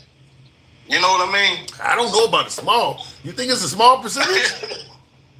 I'm just saying a small percentage is saying that the police, are harassing them, or you know what I mean? Oh yeah. And put it this way, Tim. If just look at it this way. If my name is Tim too, by the way. Good nice name. Great name, yes sir. If those officers, if that was an old white T lady sitting in the car, do you think they would have done that? Oh my God! We don't do punch. You gonna punch Betty White in the face? Right. You see the point I'm making? Yeah. It would be a big difference. You punch an old lady in the face like that, there would be no excuse. Even if she was completely completely not compliant, you can't hit her in the face like that. No, that would not be tolerated. So that's the point I'm trying to make. And then also I want to make one more point, Tim, and I'm gonna let you go. Isn't it whenever you get pulled over, if the cops ask you to get out of the car, isn't that giving up your right, even if you haven't done anything, wrong? Actually, a citation like that's very small. But isn't it when you get out of the car, that's what we're taught, that if you get out of the car, then you are giving up your right. They can do anything to you then.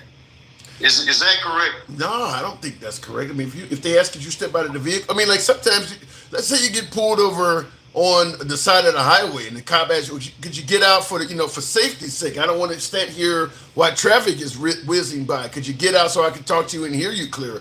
I don't think you're giving up any rights by doing that. The problem though is you give them more of you to look at. So let's say you were smoking a joint or something in an area where it's illegal to smoke weed and you got weed on you. like little flakes and shit like that by getting out. Just like when you let them in your home, they may just want to come in your home to talk to you about something else that's going on in the neighborhood. Well, once you let them in, anything they see, they can act on it. So by getting out of the car or exposing the more of you expose to them, the greater the opportunity of them seeing something. So, but you're not giving up rights, but there's no defense attorney that's going to say you should expose yourself to the police.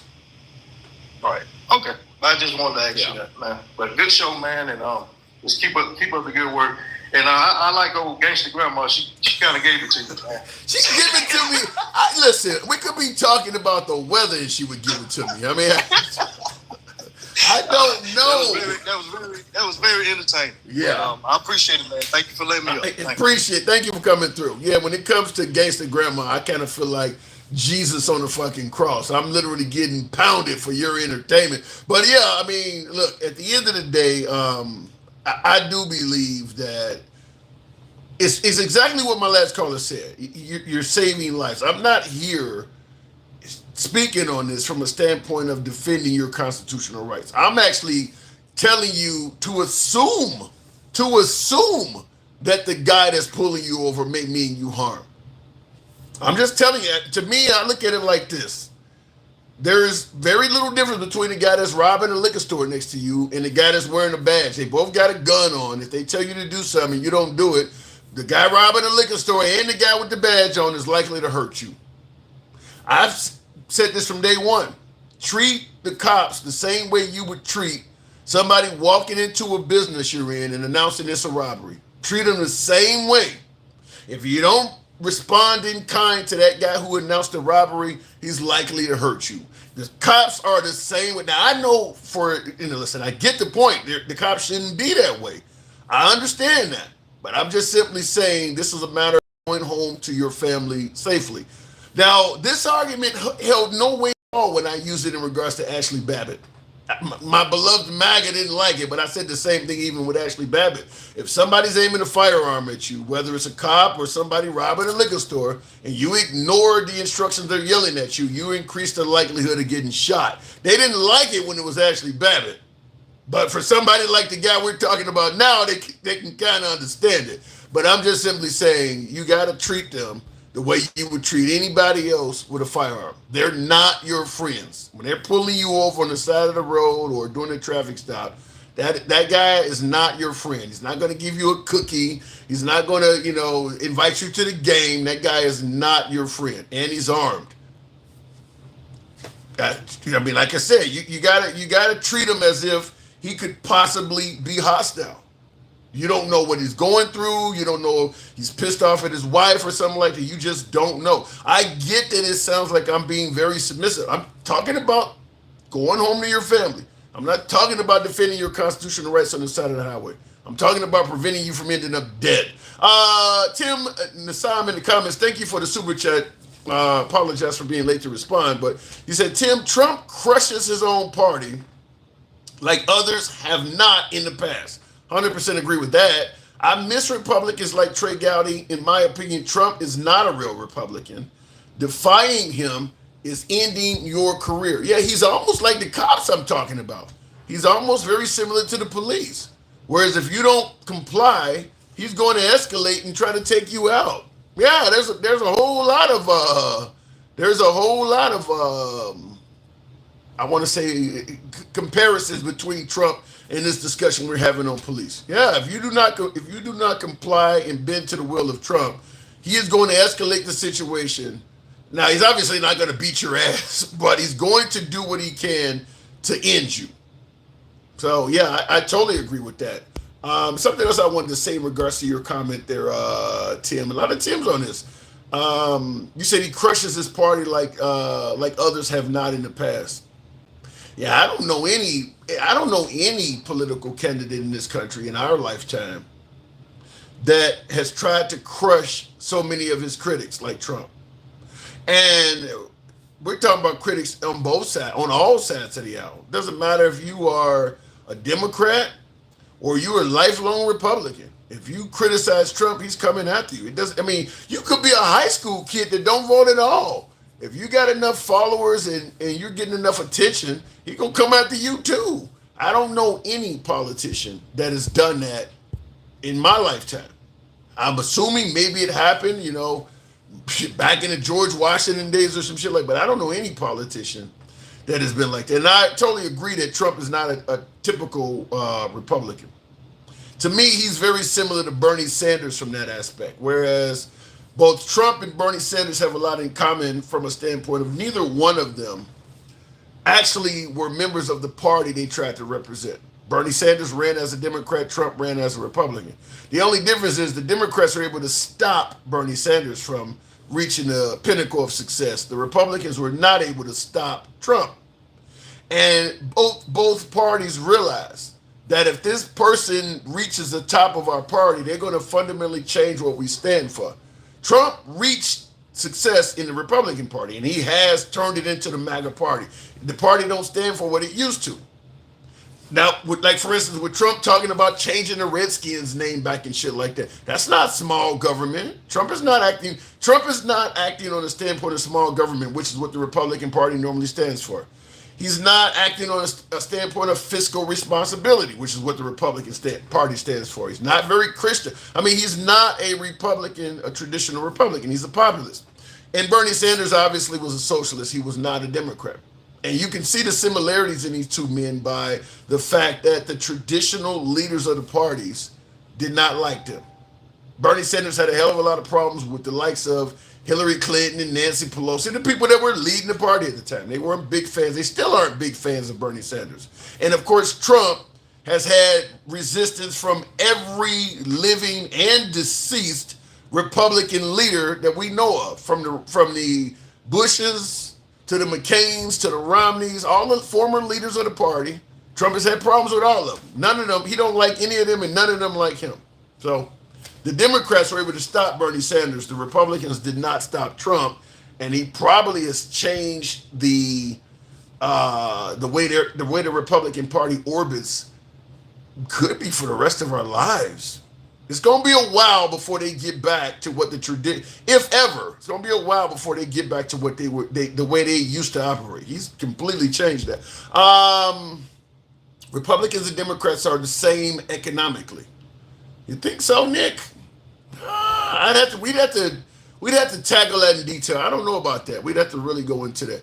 I want to make sure I didn't miss somebody's super chat over here on TikTok. I mean, on YouTube. Real quick in the comments here, came from, guess what? The Dems were doing the same censorship to the right. No. Guess what? Appreciate the super chat. No. I don't think there's any politician that is put out as much censorship as Trump. It ain't the same. I mean, you look at Obama, you look at Bill Clinton or Joe Biden, none of them were talking about censoring people and actually acting on it the way Trump is. Canceling talk show hosts and going at the universities that lean left. There's nothing coming from the left that is that strong. Nothing. I'm not saying the left is not capable of censorship, but Trump is taking that to a whole new level. I don't think it's anywhere near the same. And if you think I'm getting it wrong, give me some examples of a president on the left that has done as much as Trump has. I don't think the censorship coming from Trump is in the same universe as anything the left has done.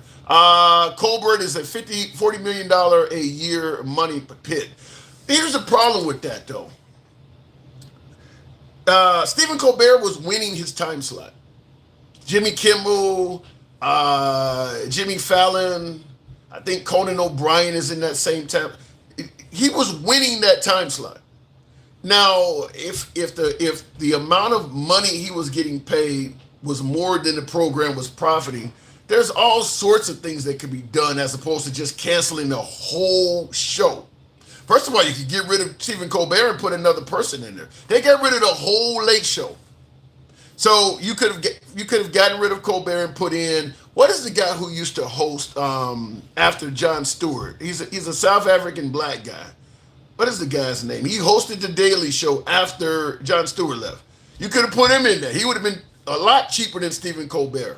I cannot think of his name. Somebody let me know what his name is. You could have put him in there or some other comedian. That's the first thing you could have did. You could have gave Colbert the chance to reduce his staff and save money. I mean, you could ask Colbert, Trevor Noah. Yeah, you could have put him in there. He would have been a lot cheaper than Stephen Colbert to cut back on the 40 million. So you could have done that. You could ask Stephen Colbert to lay off some of his force and consolidate so that the payroll is cheaper. You could have done that. You could ask Stephen Colbert to perhaps take a pay cut. Who knows? Maybe he would have done it, maybe not. They didn't even try anything. They just fired the dude. So, no, I don't think it was a money play. I think it was Trump stepped in and said, this deal that Paramount wants with ByteDance, the only way it's going through is you got a personality that I got a lot of problems with. I need him to disappear. And then we can sit down and talk about the deal. But as long as you got this guy on the air ragging me day in and day out, how the hell do I look agreeing to let you guys merge? You take care of this problem, and I'll see what I can do on that deal. That's how that went. Trump is operating like a mob boss. He is operating like a mob boss in there. Same thing with this whole Washington Commanders versus Redskins. I mean, it's up to him to approve whether the Washington Commanders can get a new stadium in D.C. And this whole name change thing ain't sitting well with me. I know you guys are looking at this bigger stadium, but at the end of the day, it's up to me to approve it. And I don't really favor having the Commanders move in this new stadium. I kind of like the name Redskins. What do you think? This is how he's running this shit. People are caving to it. People are caving to it. So if you talk about the liberals have been more censorship involved than the Republicans, no. Trump is way higher than that. Let me go back to the box. He's literally running it like a mob boss. You walk into a piece of shop, you're doing really good business in here. 10% of your profits go to me. I would hate for something to happen to your shop. How about purchasing a little bit of security? 10% of your profits kick back to me. I'll make sure nothing happens. That's what he's doing. He's doing stuff like that. Miss Mo Better. Good evening. Welcome to the program. Hey. What am I getting wrong on this? Am I caving to bad cops? That's what they're saying. That's what they're telling me. And I was watching, you have to excuse my voice.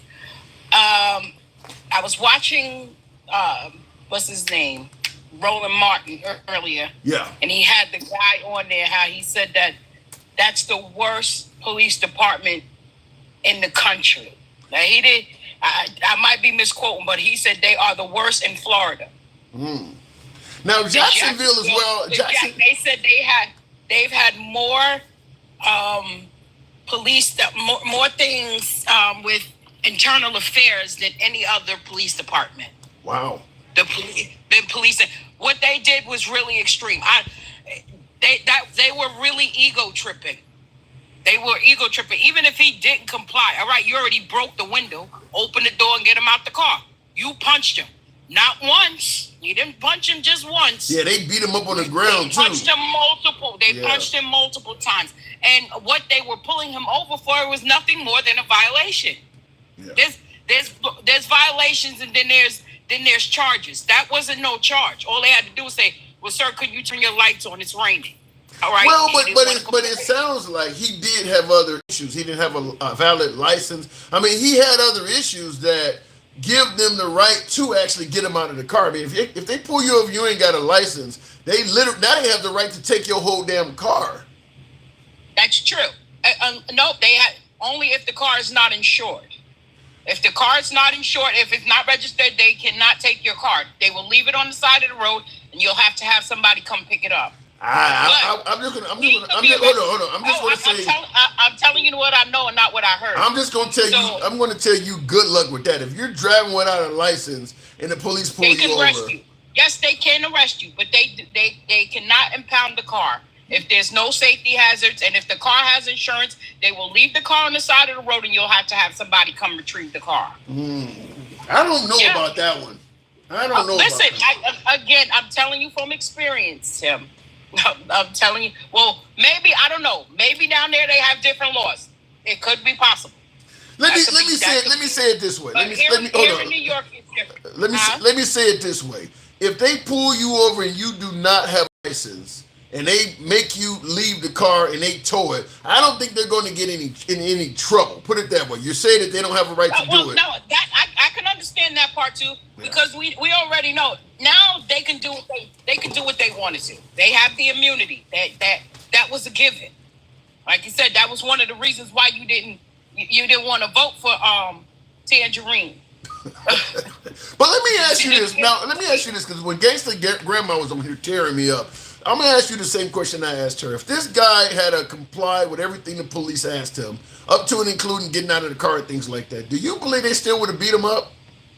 Yeah, they approached him with an attitude. They approached him with like, listen. When you put certain energy out there, just expect to get certain energy back, whether I'm a civilian or an officer. That can go either way.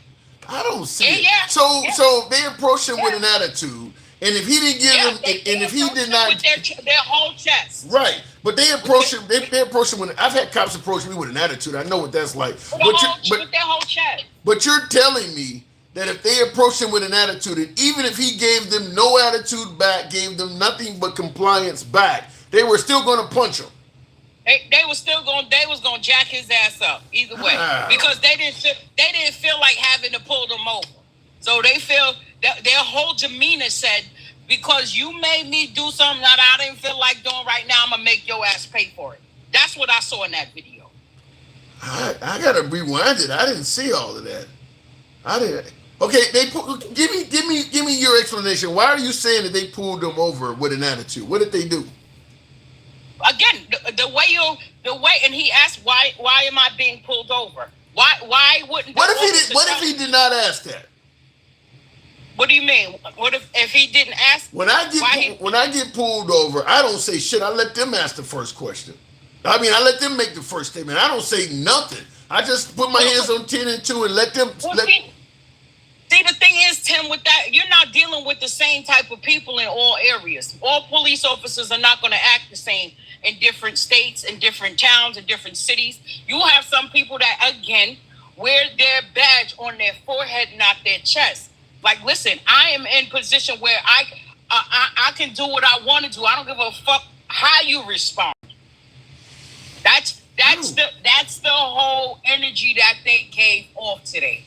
Like I said, when he asked why am I being pulled over, and they broke the window, he told him that his window did not roll down. His window was. Yeah, but by the time, look, I'm not.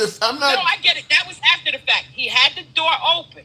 The door was open. So it's a couple of videos that you have to go look. Well, but let's be clear. He was not compliant. You do agree with that, right? He wasn't compliant, but he was not a threat, Tim. No. He was not being aggressive to the point to where they had to break his window and punch him in his face. No, that was straight ego. No, I agree 100% that he was no threat and they didn't have to punch him in the face. He asked them to call their supervisor. He said, "Can you call your supervisor, please? Can you call your supervisor?" More than one time. Did they call the supervisor? Maybe not. I didn't hear them calling the supervisor. No, they didn't call it. They didn't call the supervisor at all. But I'm under the impression if they pull you over and you actually got a violation like having no driver's license, you don't get to demand that they call the supervisor before you get out of the car. I mean, if they got you dead to rights or something like that. No, I understand that part about the no license. Yeah, you're gonna lock you up. That's an actual charge. Driving without a license is a law. But as far as the lights and all of that stuff go, those were mere violations. But here's what I don't understand, and this is what, like back in my younger days when I knew folks that was pulling capers and shit like that. One of the things that I always came across, if you're gonna be moving product or doing something, you rent a car or you driving your own car, make sure everything is copacetic. You don't have any dimmed headlights, nothing that's gonna, balding tires, nothing that's gonna attract them to you. If you know you driving without a license, you should be the kindest motherfucker they can get their hands on. Why would you be hostile, even at a mild level, when you know you clearly have something wrong? Maybe he was a Moor. Do you know how Moors operate? No, I don't. What are you talking about? Maybe he was a Moor. There are Moors. I want you to look that up. because Moors operate they don't need none of that to operate a motor vehicle. So there's, again, you have to pay attention to the language. To languages, and one word can change an entire conversation. You think? But, what the hell? Yeah, they said No. I don't need a license to travel. Did he would have said that the minute they pulled him over? Yes, like sovereign citizenship. But yeah, no, it's a thing. It's a thing. Then he would have said that the minute they pulled him over. He wasn't. That would not have changed their attitude. No, it wouldn't. And it would have probably made them even more mad. Yeah, but I'm just. It probably would have made them even more mad. Again, I don't see the justification in the violence that they did. No. With the boy, the young man. Excuse me. The young man would have, if he would have complied, could that happen? Absolutely. But what we saw was unjust. No, I don't agree with what the officers did to him. But the point I'm just simply making is, if you know you ain't got a license, you should not be putting up. And I see somebody. You should be driving. Period. If you ain't got no license. Well, that. Right. I get that. Yeah, I get that. Yeah, but what I want you to go watch, Tim. Go watch. I implore you to go watch is God and Country. It's on Tubi TV. It's free. God and Country. God and Country. And it says, what would Jesus do? I thought about, as soon as I started watching, I thought about you. Jesus would avoid this fucking country like the plague. I'll tell you that. It's not going to still happen. I mean, the way that these people are running and stuff like that, and that movie right there puts a lot of clarity on how this country is running and who is actually behind all of it. The white Christian nationalists. You wait till you watch it. That's your eyes gonna be doing that the whole movie. Like, whoa. You know what I'm saying? Okay. Yeah. I'm interested. Yeah. I'm biting. Yeah, I'm interested. Go watch. I just watched it today. I was like, let me see what this is about. And it's a recent movie. It just came out. It's on Tubi, so it's free. You ain't gotta pay. I don't know what kind of streaming services you have, but you know, it's free on there. And it puts a lot of clarity how you think. But you think the white supremacists or white nationalists or whatever you refer to, you think they're running the right now? It absolutely is. Then how do they got the government set up now? It's strictly for white men. But how do you respond, while you're saying the government is set up strictly for white men, how do you respond to the fact that most of the top 10 cities are ran by black men? Are they on the federal level? No, but they control. That's because the people where they live got them in. There's a select few people that see them for where they are. But when it comes to going higher than that, it ain't. You can count the number on your hands that are black men. On one hand. Yeah, but a lot of that is solely since Trump got in office. I mean, during Biden's time, there were plenty of African Americans serving in federal government. How many? I don't know, but you're talking about FBI agents. You're talking about folks that work in some of these offices that Trump has fired everybody in. And again, that goes back to my point. Where are they now? Most of them are fired. Didn't they get rid of the whole FBI? Yeah, but he fired a whole lot of white people too, though. Yeah, I get it, because sometimes people got to suffer along so they can't call you out on what you really are, which is being racist. Even if he's not racist, he has to ponder to them, because they're his biggest donors. They're his biggest supporters. So even if he is not racist, I have to ponder to them. Look how he got up there and say, well, you Christians, I love you Christians. I'm not a Christian, but I love Christians. You don't have to vote. You won't have to vote just this time. I don't care how you do. You got to get out and vote just this time, but you'll never have to do it again. Listen. He did say that. You don't have to intend something to achieve it. I'm going to say that again. You do not have to intend something for you to achieve it. So what's happening is he may not have racist tendencies, but he sure has racist actions. Look how he's saying, "Oh, I want to," and I know they over on YouTube going in, and because Drake. I'm fresh off hold on. Yeah, because Draco just said, "Tell her to shut up and learn how to make a decent sandwich." So yeah, they're going crazy on YouTube.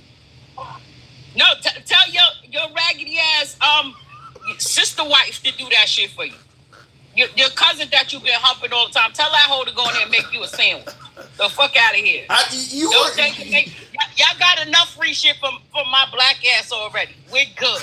You are more of like a kinder gangster grandma because you don't attack me. So you're a kinder version of a gangster. Listen, I'm not going to attack them either. Just because I tell the truth on some things doesn't mean I'm attacking you. Yeah. And see, that's the major problem about not having CRT and not teaching, making up words and demonize them like woke and different things like that. I'm not attacking you. I'm just exposing to the things that they've been hiding from your ass too.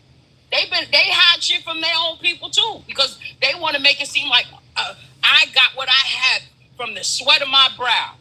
That is okay. All right. All right. You keep peeling when you cut an onion and peel it. You know how many layers is under that skin? Yeah. Every time, under every piece of onion, there's a layer that you cannot see. But that's exactly who I am when I come to this stuff. I want you to be informed and enlightened just like me. Because in order for a lie to die, you gotta bring out the truth. And we've been living a whole lie in this country. Period. All right, Miss Mobetta, I see a hell of a lot of the audience agrees, but you know how my YouTube folks are. Of course. Listen, tell them to upgrade and come over here to TikTok, get on live so we could do this too. You know what I'm saying? We could do it. Like, listen. Fair enough. I'm about to call you Gangsta Greg. I want to say hi to my boo, Mike. I've been on vacation all week, but I'm fully charged now. Appreciate you. Good to have you back. Thank you, Miss Mobetta. Thank you. All right, moving on with the program. Miss Mobetta, nobody does it better. Tap the screen. Get your boy on up to, wow, you guys, a lot of lazy thumbs in here.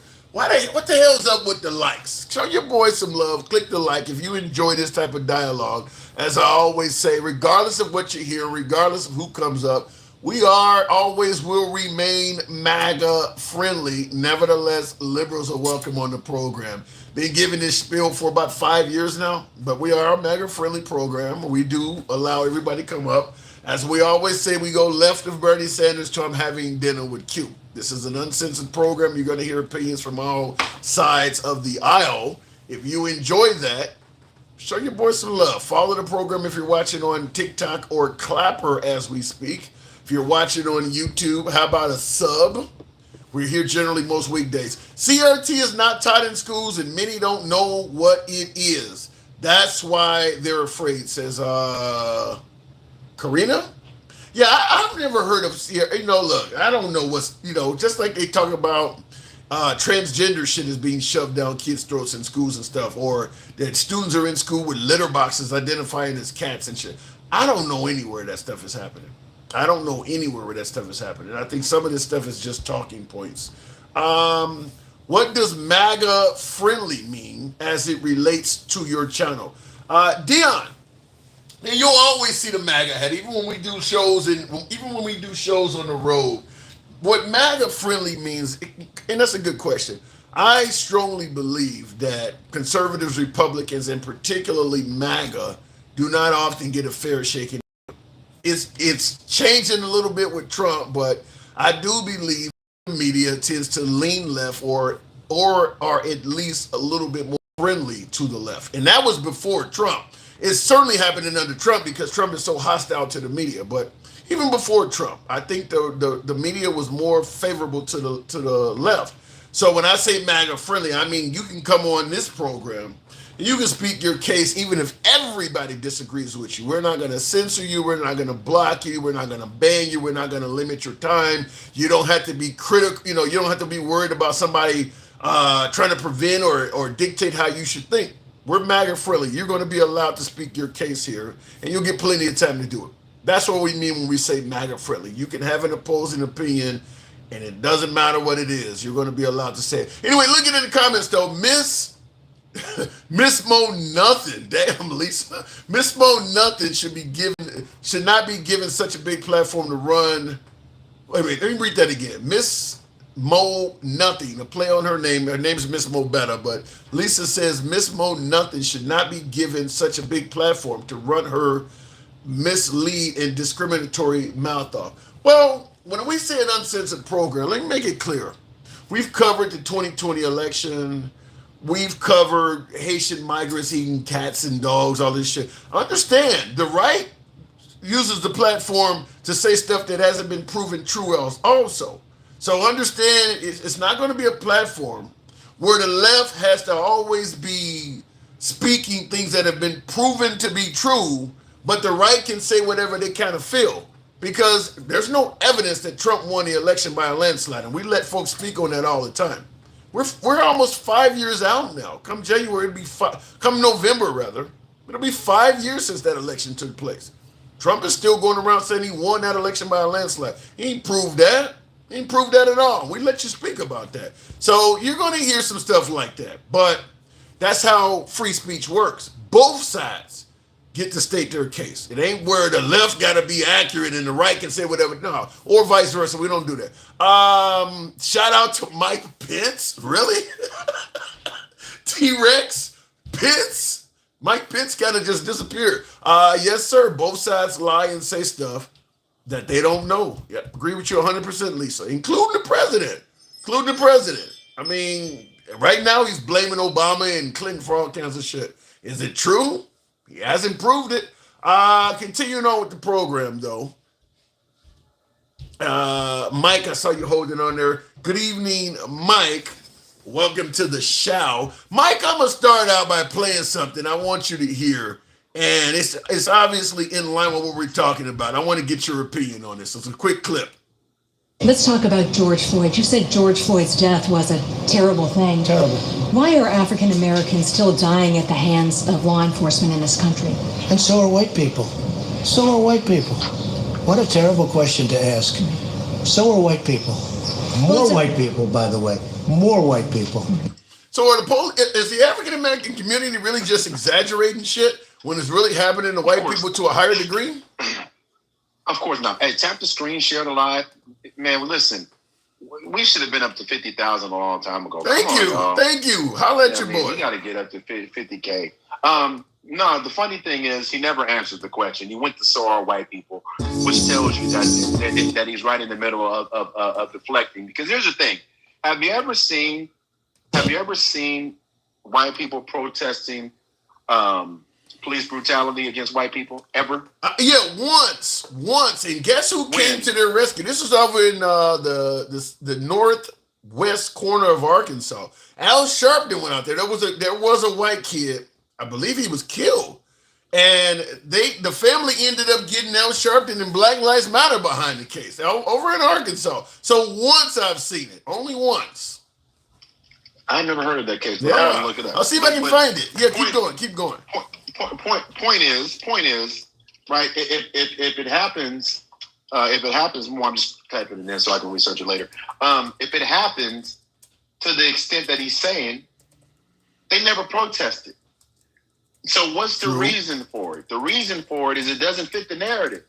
Because if you tell white people that cops are bad to white people, then it kills your narrative that they're not really that bad to black people. Yeah. Hold on, before you continue on, I'll just give you the AI version. I typed in Google, Al Sharpton defends white victim of police. In July 2021, Sharpton delivered the eulogy for Hunter Britton, a 17-year-old white teenager who was fatally shot by a sheriff's deputy during a traffic stop in Arkansas. This marked the first time Sharpton's nearly 40-year career advocating for civil rights that he delivered a eulogy for a white victim of police. Ben Crump was in on that too. Ben Crump was out there with them. It says Sharpton, along with civil rights attorney Ben Crump, took on Britton's case, according to CNN. They viewed it as a significant case in the fight for police reform legislation. And then it goes on and talks about what Sharpton did during the eulogy. So his name is Hunter Britton. Yep, I got it on my screen. I'm gonna look it up. So it has happened once. So here's what I'm gonna do. I'm gonna look it up because I see that they have some body cam footage out there. So I'm going to look at that body cam footage and see how different it looks from any other case that we've seen where a young African American man was unalived by police, and I want to see the difference in the footage. Because here's the thing: it's a lose proposition for police officers. Because if it looks the same as we've seen, why aren't those officers being prosecuted? And if it looks different, how come those officers aren't being prosecuted? You understand what I'm saying? At the end of the day, we're not saying this to just to say it. Anybody out there that's listening, before you start calling us racist, if you have white children, tell us in the comments when you've had the conversation about being pulled over by officers, and is it coming from the same place? Well, the reality is that no. So just call it what it is. No. Police brutality is not going to go away. It's actually increasing. It's going to increase because you got sheriffs down in Florida before the protest that was telling us what he was going to do to people when they broke the law. You remember that right before the and then you got Donald Trump saying, he's been saying it for years. We got to stop being so nice. If they spit, we hit. When the looting starts, the shooting starts. He's been saying all these catchphrases. But no other politician's been saying that shit. Yeah, but let me interject and say this, because when we talk about the notion that they're predominantly brutalizing and mistreating black people or people of color in regards to the police, I will say this: there are asshole cops all over this great nation, and there's a lot of neighborhoods that do not even feature African Americans. So there has to be, I'm not necessarily defending Trump, but there has to be, because he's talking about they're killing people, but there has to be some validity to what Trump is saying, because there are plenty of neighborhoods where there are no black people to fuck with, and there's asshole cops everywhere. So what does an asshole cop do when all of his clientele are white? They gotta be messing with some white people too. Well, I'm not. I didn't say that they weren't. But let me ask you this: first of all, he wouldn't even say yes, that's a thing. He wouldn't say that. They're doing it to white people too. He wouldn't even acknowledge that, number one. Number two, let's be clear. That same asshole cop that's in a predominantly white area, if he feels that way, he's not treating white people the way he views black people. He's not doing that. If he has a problem with black people, let's be clear, or brown people. Here's the thing, but now you're assuming that all bad cops are doing it with an element of racism. Sometimes you just might be an asshole. I mean, it might not have nothing to do with racism. Some cops just might be on a power trip. That's true too. I'm not saying that that's not true, but I'm saying that the element of racism elevates and escalates everything. Because here's the thing: if that officer's racist and he pulls over a white kid, the one element that's not going to come into play is racism. He's not going to do something to that kid because of his race. He's going to do it because he's an asshole. Yeah, but it could be. But wait, hold on. It could be homophobia. Maybe the white person he pulling over has a black friend, and he don't like the fact that you're. That's racism too. Well, yeah, but I'm saying there's a lot of things that could still put a white victim in jeopardy. Yes, but it's only what you just said. If you add those elements of homophobia or a biracial relationship, you're injecting the racism back into what I literally just said. Yeah. If those elements weren't there, the intensity or the outrage or the desire to take these actions isn't there. I don't disagree. I get that point, but what I'm simply saying is, there's plenty of cops that are likely victimizing white people too. Maybe the guy has a jacket that shows he beat a woman once, and the cop don't like women beaters. I mean, it could be a ton of reasons for a white cop to mistreat a white guy for, maybe he went to high school with him and he don't like the fact that the guy was a team captain. I mean, it could be a host of issues. I get it. He could have a nice car. He's jealous because he's got a nice ass car and he's working this graveyard shift. Right. But again. Or it's a woman. But my point is this, Tim. If that's what Donald Trump is saying, and when I hear white people bring that up, I'm like, well, show me your fucking outrage then. If that's happening, this is what I've been telling you the whole time. All it does is prove my point. White people, and if it doesn't apply, let it fly, are so intent on racism and bigotry that they won't even talk about the shit that's happening to them to make sure it's happening to us. I literally told you that about the Texas floods.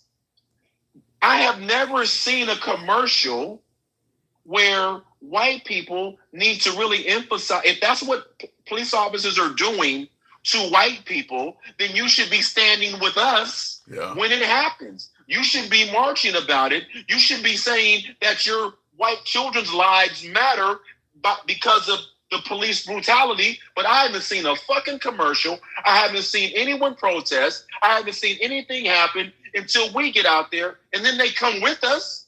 Well, let me just start out by saying, protect our own kids. But hold on, let me start out by saying you can't stereotype the whole white race because a lot of the Black Lives Matter protests feature white people. I've said this many times. I just said that. Okay, well, it sounded like, because I want to make it clear, virtually every town in America that has a population of at least 50,000 people or more has had at least one Black Lives Matter protest. And many of those towns really have little to no diversity in them at all. It's a lot of white people protesting on behalf of Black Lives Matter. 100%. Yeah. I just said that. But again, if this is a problem in their community, to what Donald Trump said, then I have to add, I'm not saying that there's not a portion of white, because white folks, a lot of white folks have always stood with us in solidarity all the way back to the civil rights movement. Yeah. So I'm not saying that. What I'm saying is if he's going to not be willing to say that officers abuse and unalive Black folks, and he says they do it to white people too even more, then where's your fucking outrage? Why would you want them to have immunity? Why would you want them to continue to be on these streets ungoverned and unhinged if it's a problem? Because he knows they don't give a fuck about those. It's right. Well, I mean, look again, I'm not saying it's not happening, Tim. I've been saying this forever. And white people, I've been saying this forever. They're not lying to us. They're lying to you. They've got you thinking that we are the problem, but if you live by us, or if your child comes out and acts a certain way, they don't give a fuck. And if that's what he's saying, then where's your outrage? Instead of pushing back saying Derek Chauvin this, or maybe if they just would have complied that, I thought the same things were happening to y'all.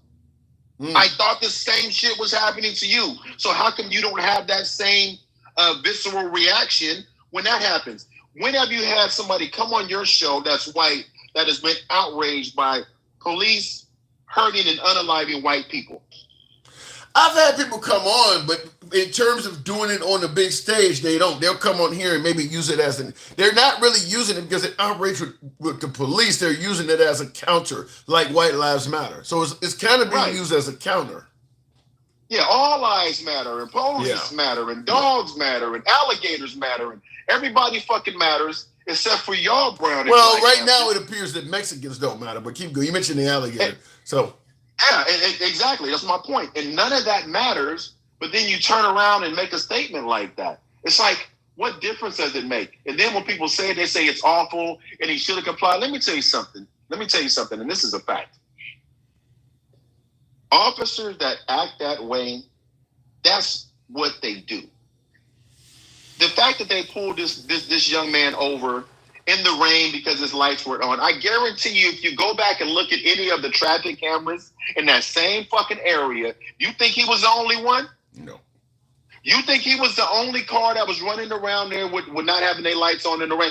Most officers don't want to even fucking get out the car in the rain. But I agree with you 100% that it was a profiling stop. But I'm going to ask you the same question I've been asking the other folks. Do you believe that if this guy had complied 100%, they still would have beat him up? You just answered your own question. You said it was a profiling stop. If you're I got profiled. Wait, hold on. I've been profiled. I think I can think of at least 3 traffic stops that were profiling with me, and I complied, and there was nothing that happened. There was no violence at all. How old were you? 20s. How old? 20s and 30s. It's been a long time now. I haven't been pulled over probably in 15 years or more, but I was young. And again, and this is what goes to my other point. I don't believe all officers are bad, but you were still racially profiled. Yeah. So just the idea, even if nothing happened, you got stopped for being black. That absolutely happened. You were racially profiled. Yeah. I mean, we are so numb to the foundation that we just let the shit go and we argue the nuance. If you but I'm asking that question though. If you were racially profiled simply for being black, but you complied 100%, do you believe you would still get beat up? Ask Castile that. Would he get beat up? What the fuck are we talking about? Shit. Listen, Tim, this happened to me. You probably didn't get beat up because the motherfucker probably thought it was going to be a tussle on his hands. Because when were you ever little? Never. You was probably born with teeth. So that's what I'm saying, man. So I'm saying he probably sized you up and was like, this shit's probably not going to go well. Or maybe he or she wasn't that far down the rabbit, but they still racially profiled you. I'm going to say with all of the police, this is where I disagree with you and some of the other viewers. There's a whole lot of videos out there of cops mistreating people. It ain't many of them that feature somebody who was, Castile is probably one of the very few where the person was doing absolutely nothing wrong and the cop just started beating them up. You don't see very many, and there's a lot of police brutality and beating videos out there, but featuring a black person that was doing nothing wrong at all and the cop just started beating them up, I don't know if I've ever seen one. Define the nothing, number one. Define the nothing, because hold on, Tim. You're a police officer. Mm-hmm. You have the same, well, and you should, because here's the thing. We don't say this about the medical field. We don't say this about first responders. We don't say this about a doctor. You're supposed to have a certain higher level of responsibility in how you deal with people. Okay. And the fact that the young man didn't comply, he didn't threaten him, he didn't raise his voice, he didn't do any. Listen, that young man didn't do anything that would justify what the fuck they did. I'm going back to my original statement, though. A citizen that is complying 100%, other than Orlando Castile, who they claim he was reaching for a gun, and I don't believe that. But other than him, somebody who is 100% compliant with the cops, not talking shit, not putting up resistance, and they just get their ass beat. I have not seen a single video like that. Talking shit's not. But you get what I'm saying. I'm saying that you're not doing anything to escalate the situation, and the cop just beats you up. I wouldn't say that. I wouldn't say that at all. Matter of fact, Tim, I'm going to say it this way. Black people historically can't win for losing when it comes to us trying to protect or protest. We can't. We can't kneel in silence. We can't have a silent protest. We can't kneel. We got to shut up and dribble. There's really nothing. And then if there's no evidence that we did anything, the assumption is we must have done something. Yeah. I'm not disagreeing with any of that, but I'm just simply saying there's a whole lot of videos out there, and none of them features what I just said. Somebody who's not putting up any resistance, not escalating to stop, and the cops treat them like that. There virtually is nothing out there like that. What are police and you know what? I disagree, but you know me, I like facts, so I'm going to do a search. So next time I see you, I'm going to show your ass. Yeah, and I'll play it. I know you will. I know you will. But let me say this. Listen to this conversation that we're having. White people don't have this conversation. How this fucking conversation? How many videos have you seen where white folks have got pulled over and berated the police officer? Yeah. How many have you seen that? And how many drove the fuck off? Yeah, plenty. How many? We watched Cops for years. Cops was on for over 20 fucking years. Yeah. The show Cops was on for over 20 years. You tell me how many times it's still on. Yeah. How many times you've seen them berating them for being pulled over because they don't think that shit applies to them. Well, let me make it clear what I'm saying. So, because some of the viewers, I got somebody said I'm actually defending the white people and all this crazy shit. I'm not saying that bad cops do not exist. I'm not saying that they don't treat blacks worse than other people. What I'm simply saying is I don't believe that if you're 100% compliant and you're not escalating the situation, I don't believe the cop will still beat you up in 99.9999999% of the time. If the cop pulls you over and he got a chip on his shoulder, but you're friendly, you're not escalating the shit, you're not failing to comply, I don't think they're just going to be violent to you. Nah, they will. They 100% fucking will. And listen, video. I don't even like to use anecdotal because it's just me.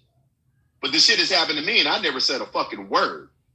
He walked up, snatched the door open, and slammed it. And the only reason he didn't go further, and he bent over and whispered it in my ear, is his backup officer came. And that motherfucker leaned over and told me, "You're lucky my backup showed up." So I don't want to hear that shit. And I've seen it. I've seen officers do that shit. So, but again, Tim, I'm not saying all officers are bad because my father was in law enforcement. But I also understand that there are officers that assimilate to the environment. The same thing they ask people on the street not to do, they do. They don't tell on each other. They don't uphold the standard once they get out there. And then some get pulled into it that may have never done those things before in their past. Yeah. Well, the point I'm making, let me make sure for folks who don't, because then the comments are going ape shit. People talking about Sandra Bland and everything. I'm not saying there's not an ample amount of cops that mistreat black people. I'm not saying that black people don't get mistreated more than I don't agree with Trump. What I'm saying is I have not personally seen a video where somebody was complying 100%, not talking shit, not escalating, and they just got their ass kicked. I haven't. If there are videos out there like that and you've seen it or it happened to your boy, that's one thing. I mean, there's a ton of videos out there featuring bad cops. I have never seen that where a cop was. Well, let me ask you this. Go ahead. Listen to the list, and I hear everything you're saying, but I'm also I want to challenge you to think about the box that you're painting. No, I'm admitting that the black community gets the short end of the stick. I'm admitting that if you talk shit, you're more likely to have a bad outcome as a black person than anybody. I'm admitting all that. I'm just simply saying if you are compliant and you're not talking shit and you're not escalating the situation, even as a black person, you're likely to go home safely to your family. And again, you here's what I'm going to say. We have to define safe. If we're talking about alive versus unalive, that's one thing, Tim. But I'm talking about even getting punched in the face. I'm talking about even what happened to this guy. This guy went home. Getting punched in the face, asking you stereotypical questions like, are there drugs and smugs in the car? No, just leading questions. That shit happens all the fucking time. Yeah, but nobody ever considers the ramifications or the everlasting impact of being racially profiled. Right? I'm not disagreeing with it. I'm just simply saying, and when it comes to going home to your family, you can't let words get in your head. You know you're dealing with an asshole. You know you're dealing with what might potentially be a racist. As long as he's saying shit you don't like, look, yes, no, one word answers. You're not refusing to comply. You're not talking shit. None of that. He says, get out the car, you get out the car. I'm saying you're likely not to get beat up. But, and again, I'm going to say, I'll concede that you're saying likely. I'm not going to argue that part. But let me ask you this. You got racially profiled, 3 times? At least that I know of, yeah. Okay, at least that you know of.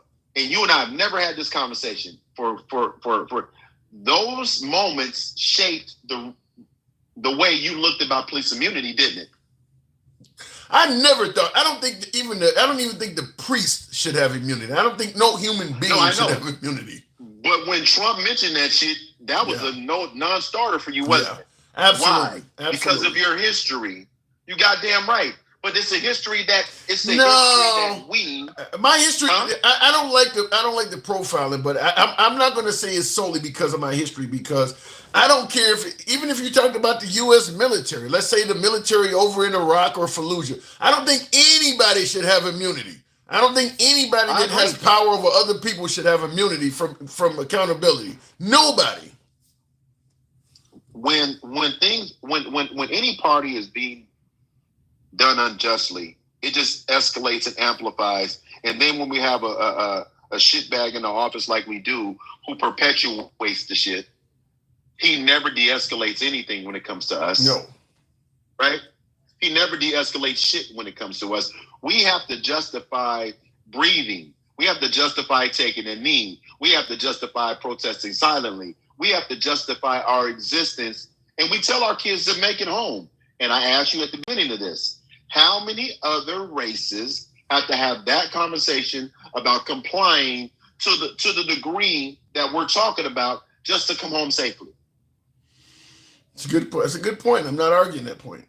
I don't even disagree with what you're saying, but people don't think about that. We got to have a conversation with our kids about what to do when they get pulled over to make it home by the very people that are supposed to be protecting. Despite the fact that we've all had to talk with our parents, there is no shortage of people like this dude who do go exactly to the opposite of what nobody teaches their kid as an African American to do what these people are doing, which is everything but compliance. We don't teach our kids to do what these folks that are, even Sandra Bland, somebody brought up Sandra Bland. You don't teach your kids to act like that. No, and again, Tim, at the end of the day, you're right, but at the end of the day, when you get pulled over, and this is another thing, if you're black and you get a car behind you and them sirens come on, everything changes. Your heart rate changes, your ability to... Tim, did I say something wrong? No, what the point I'm trying to make is you are 100% correct. The African American community has that talk with kids about how to deal with cops. The people that are having bad outcomes are the ones who didn't listen to their parents. The overwhelming majority of the people that are having bad outcomes with the cops are doing exactly the opposite of what our parents told us not to do. That's not true. That's not true. And I'm going to look up the stats. Give me some examples. Next time I come on, I'm gonna have stats because I wasn't prepared for the stats in front of me. But you know me, Tim. I'm gonna do my. Let me say it this way. Anytime you hear BLM or somebody say their name, the Breonna Taylors, all of them folks that they're saying, all of them did the exact opposite of what our parents told us to do. Almost all of them. Tamir Rice, you name it. None of them did what our parents said do.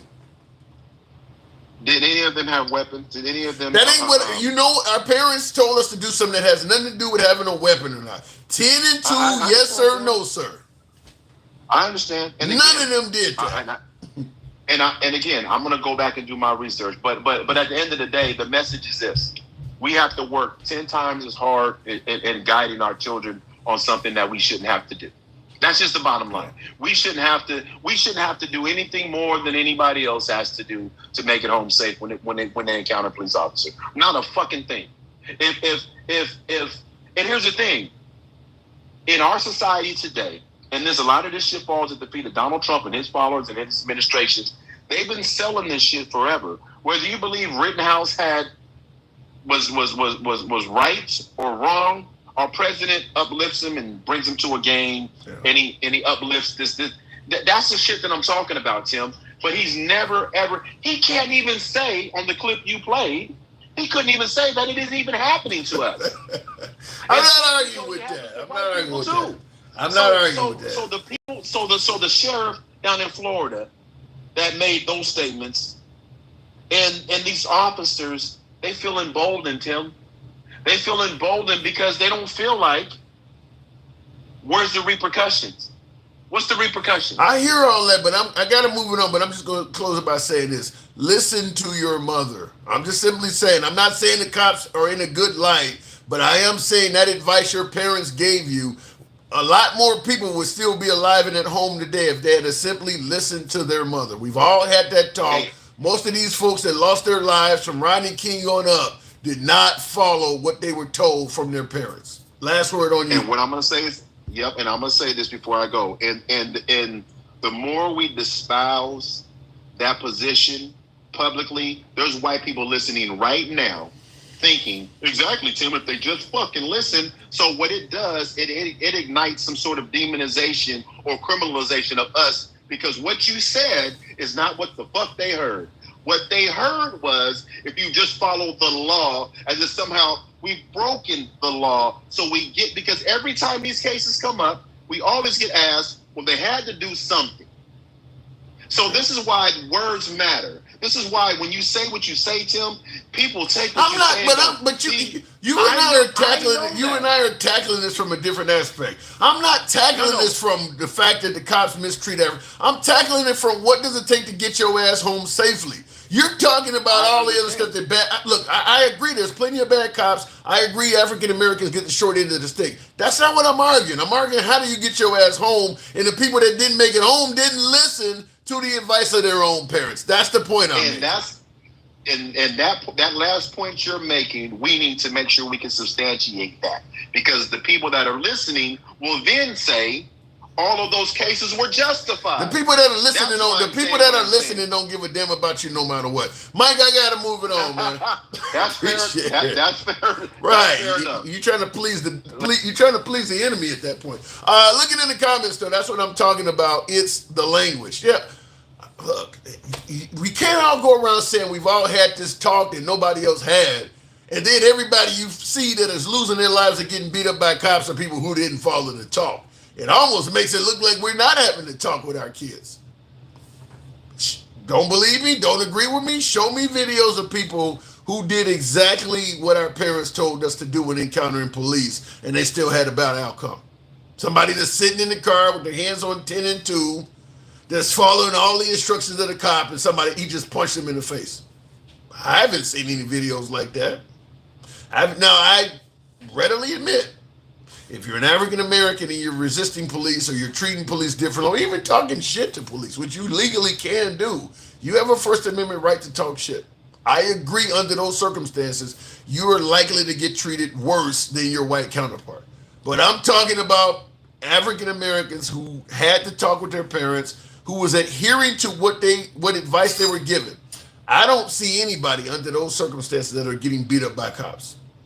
I mean, there's a lot of videos of cops out there doing people wrong. I don't see any of that.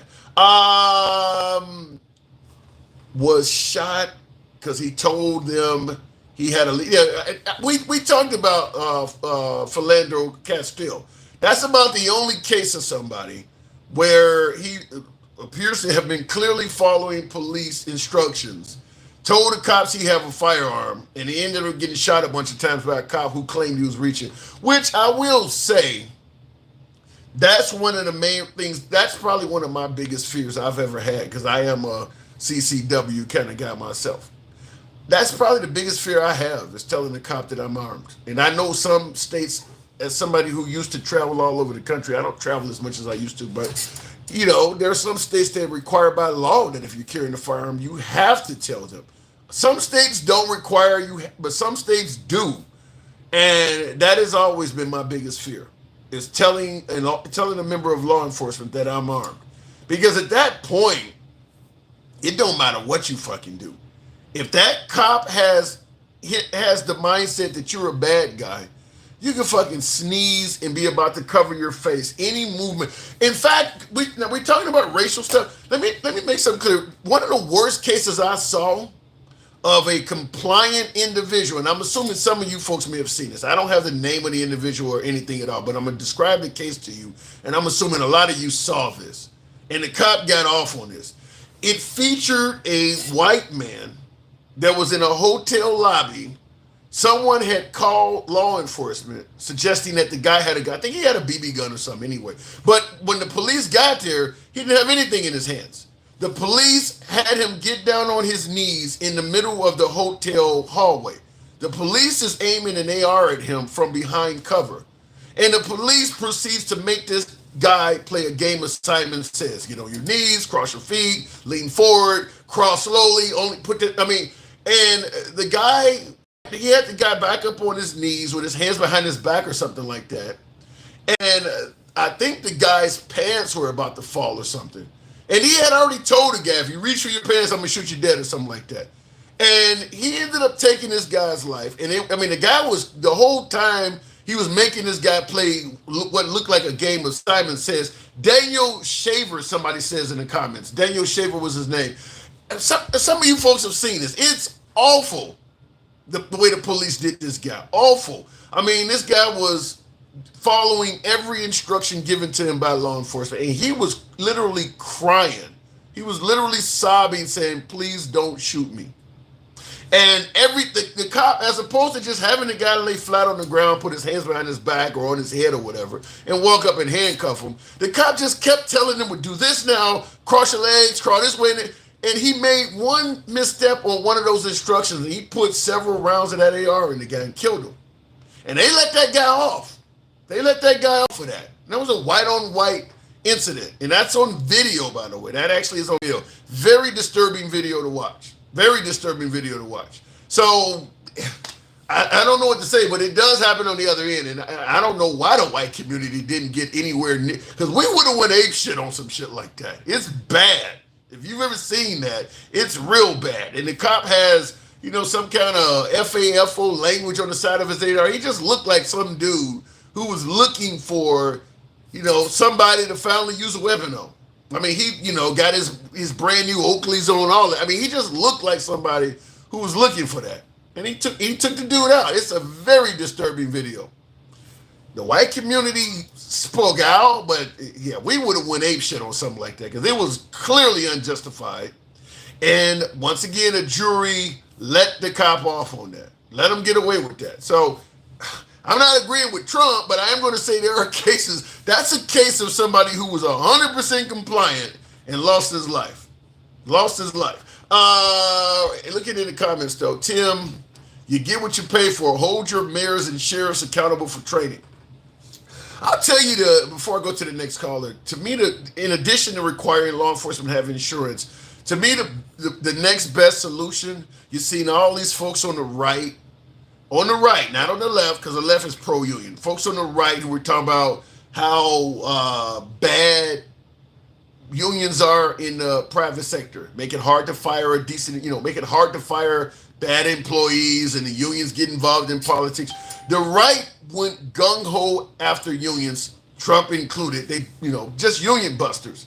Completely skipped over the police unions, even though all of the shit they claim that the private sector unions do, that they don't like, the police unions do it too. The police unions make it hard to hold bad cops accountable, hard to fire them and all that. They completely skipped over that. So I do believe that some of the solution probably lies in addressing the police unions. Because police unions' job is to defend bad cops. It ain't to bring people to justice. The police unions help a lot of bad cops get off. And the right is okay with that police union shit. They don't like unions in the private sector, but they're 100% behind the police unions. How many damn phones you got? We got enough of them, Fat Milk. We got enough of them. Unions are worse in government. Yeah. I mean, the right does not like unions, but when it comes to the police union, they cool with them. I'm in the IBEW. That's my former union, big dog. I used to be in the International Brotherhood of Electrical Workers, and all of my co-workers are Trump supporters. Wow. I don't get it, but maybe they don't like, tampons in bathrooms or something else, but I don't understand why union workers vote Republican. Republicans don't like unions. And without a union, your salary and benefits are not going to be as good. I do not understand why union workers vote Republican. Continuing on with the program. Twisted 7, I think it's, there we go. Twisted 7. Twisted, good evening. Welcome to the program. Now, you heard what we were discussing. I'm going to give it a 4. So you came up for a reason. What brought you up? Oh, Michael brought me up. That racist.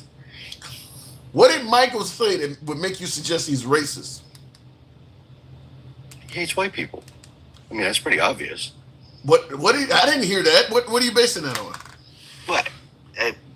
I'm basing on damn near every conversation he's had with you. I haven't heard. Okay, but look at what you just said about what Trump said, right? Mm-hmm.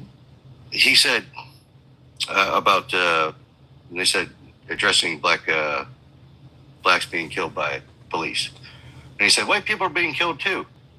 That means also, right? Well, he didn't really, as Mike rightfully pointed out, I don't know if I agree with the also part. I'm agreeing with Mike on this. He kind of skipped over the question. You say, it's not really skipping over the question. He's saying it. If I say, hey, this is happening, you say, well, this is happening too, that means you're saying it's happening also. That's what that word means, right? You don't That's see the English language. I'm not giving you a stretch or anything like that. Okay, Michael, you had your turn. Hold on. Okay. You're addressing me. Let me play the clip one more time so I can verify if what you're saying. It's only 19 seconds. Let me hear this again. Let's talk about George Floyd. You said George Floyd's death was a terrible thing. Terrible.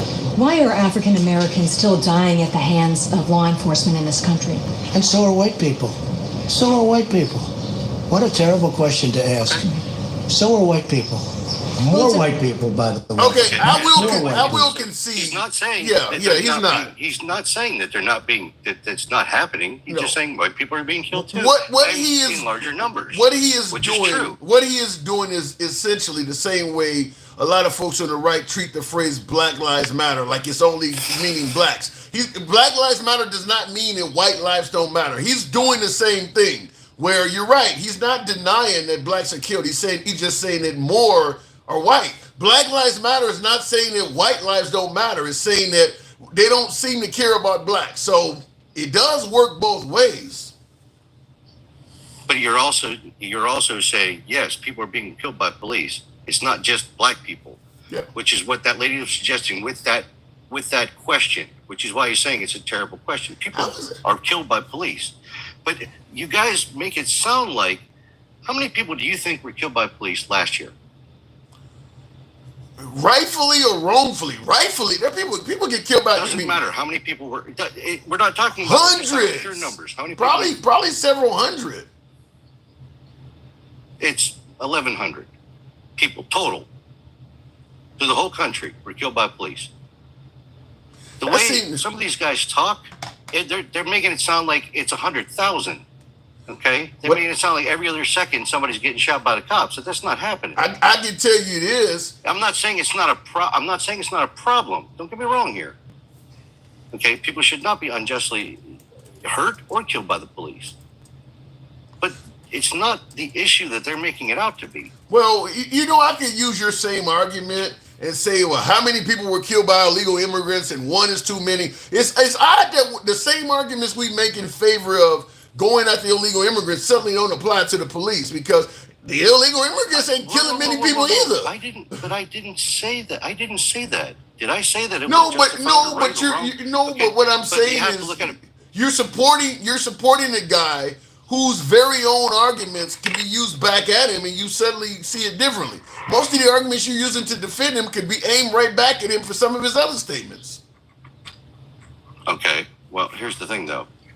He's not saying, oh, well, don't do anything to those police. They, unjustly kill somebody. Because there's shootings. Some are justified, obviously. Some have to be. And as far as what you were saying about complying with the cops, do you think that other people don't have that conversation with their children? I had that talk with my parents. I don't think you have the talk. And if you really want to get technical about it, if you go back, I don't know how many years ago it was, on Saturday Night Live, Chris Rock did a whole thing about that. Do you remember that? Yeah, not to get your ass beat. Complying with the cops so you won't get your ass beat. Yeah, exactly. We've all seen that. This isn't a new thing. This has been happening for a long time. But it's not like. Let me just flat out ask you. Hold on. Let me just flat out ask you this. Do you think in this country that black people are at a disadvantage when it comes to these interactions compared to everybody else? Yes. Okay. So there is a reason to have that talk a little bit more if you're a black parent than a white one, then, right? If you say so. I think every parent should have that conversation with their children. Put it this way. If you're acknowledging that black people are at a disadvantage a little bit more than other people when dealing with cops, then that's not a stupid question what he asked her. Trump, he would have to know the reason behind him asking. Okay, maybe she didn't perfectly word it, but you know what she's getting at. I mean, you know why they're complaining. But she's making it sound like it doesn't happen to anybody but black people. When you say it by race like that. Okay. How should she have asked? What should she have said to him that you think he would have agreed with? She should have just said, people, when she said about George Floyd, people are still being killed by police. What do you think about that? Mm-hmm. Okay, when you add the race moniker to it, it changes the question. Yeah, but people are being killed by police, not just black people. White people too, Hispanics, Asians, and everything else. But then it's not just. But then that makes Mike's statement about what he said. To me, it makes Mike hold more validity, because the point is, if you think more white people are being killed by police, or the police are I don't treating think white. that. Hold on. Hear me out though. Hear me out. If you think that more, what he said, if he thinks that more white people are being killed by police and things, as opposed to getting mad at her for a misstatement, what the hell are you doing about the fact that they're getting killed? You're just like Black Lives Matter versus All Lives Matter. You got more people that are more pissed off that blacks are saying Black Lives Matter instead of saying All Lives Matter than folks who are actually concerned about the fact that cops are killing people.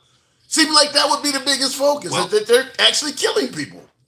But the question should have been, honestly, if you really want to get down to brass tacks, the question should have been people unjustly killed by the police, because some people are justly, and you damn well know it.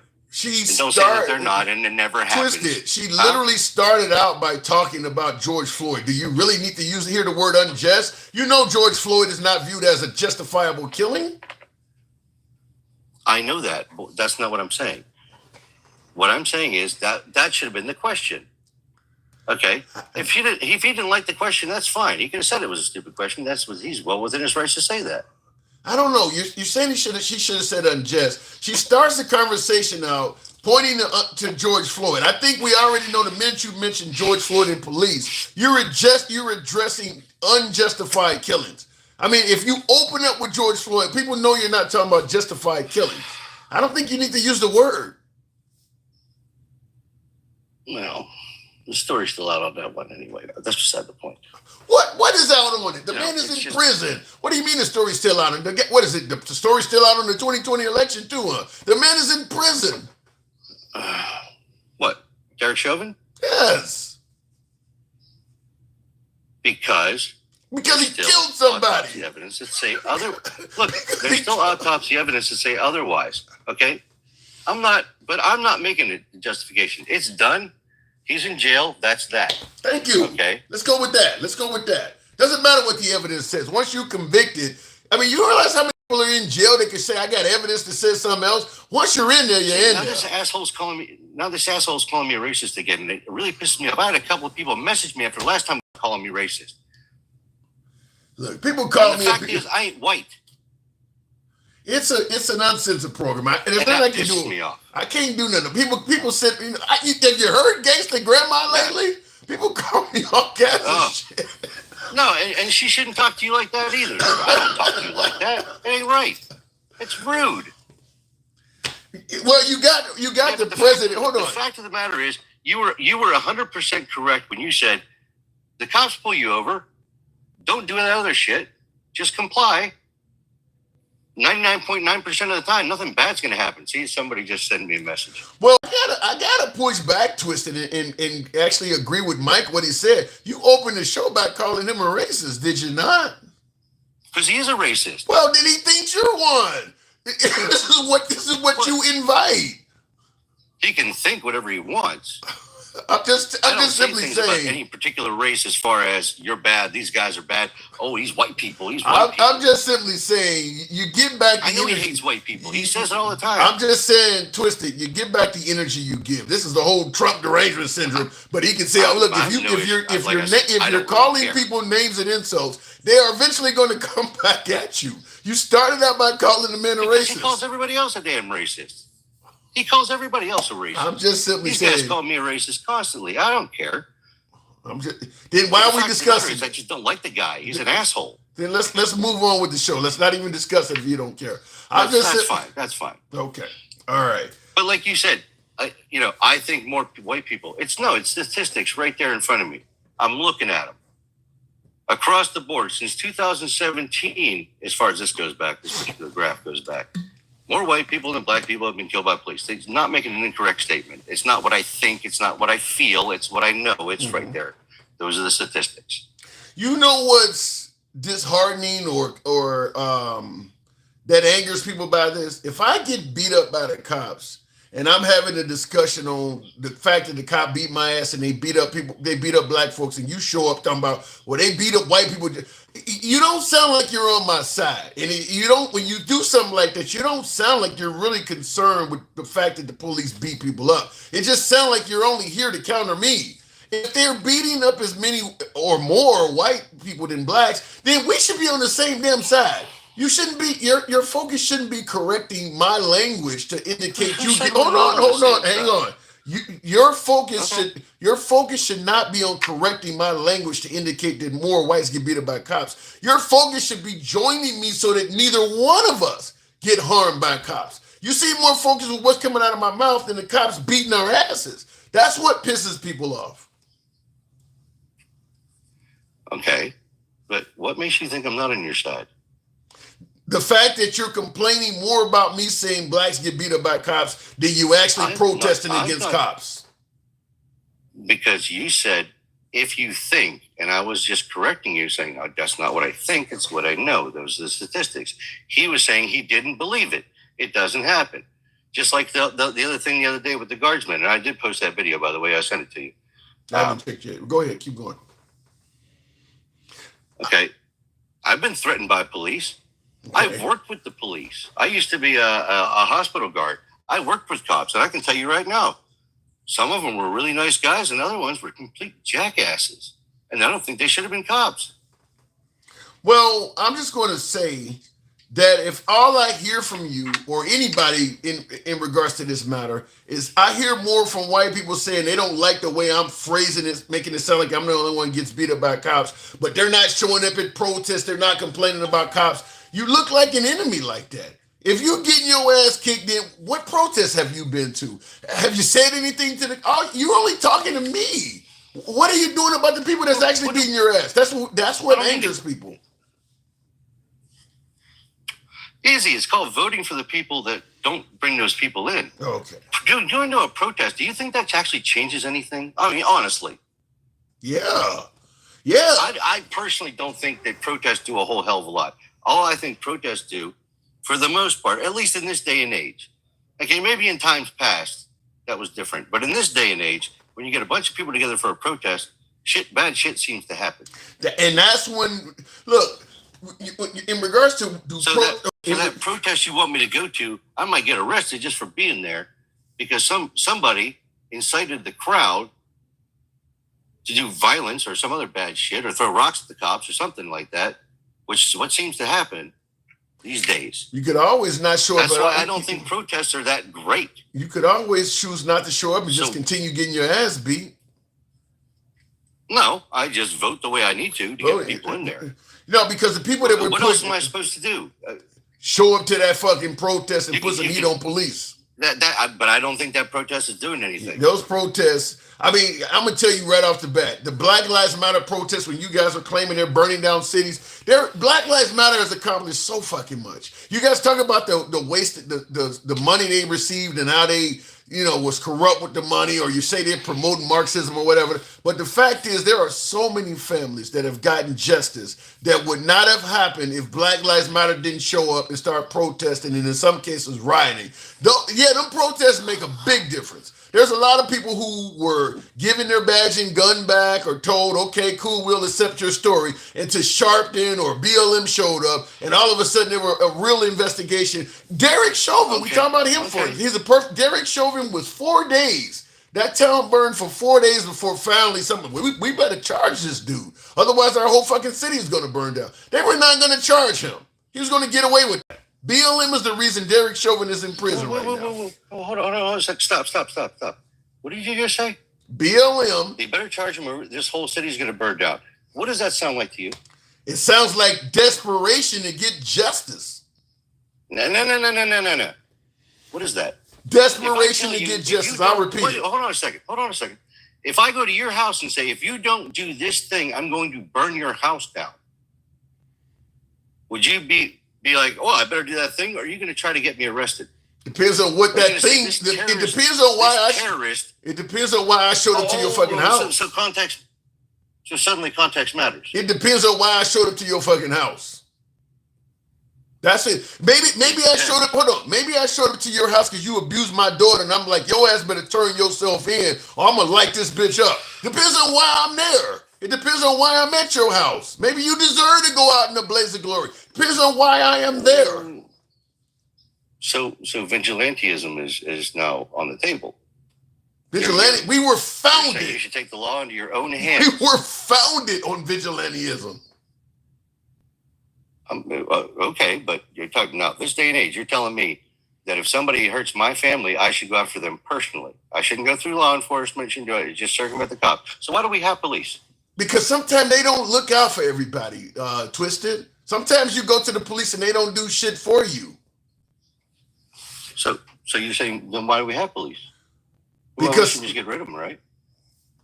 I'm not saying get rid of them. I think some people do. Well, it sounds like that's what you're saying. It sounds like you're saying do it yourself. Let me explain it to you. The cops. They might not help you. Then allow me to explain it to you. There are some people the police show up. Let me explain it to you. Unless you want to fill in the blank yourself. There are some people the police are likely to help more than others. How many folks are interested in running over protesters because they don't believe the police do enough? Vigilantism is what we are founded on.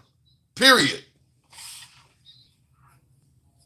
Mm-hmm. So if you're on your way to the hospital and the protesters are blocking the road, and you have someone in the back seat that's say bleeding out, whatever, doesn't matter.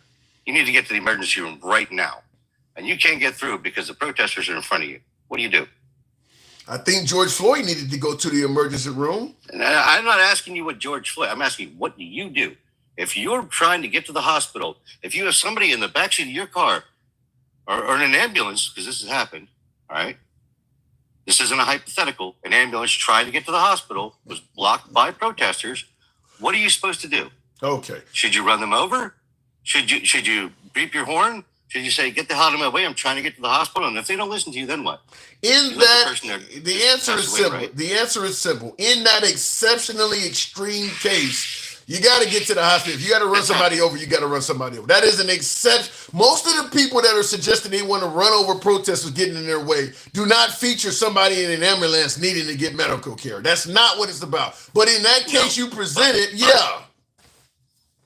But that ambulance thing has happened. Yeah, but that out of every case of a protester blocking somebody, that ambulance thing has probably happened once. Once? Is it one time too many? We're talking according about... to you. According to you. Wait. No, according to you, one time is too many, right? We're talking about police, and you come back with one time is too many. Now you come around to that?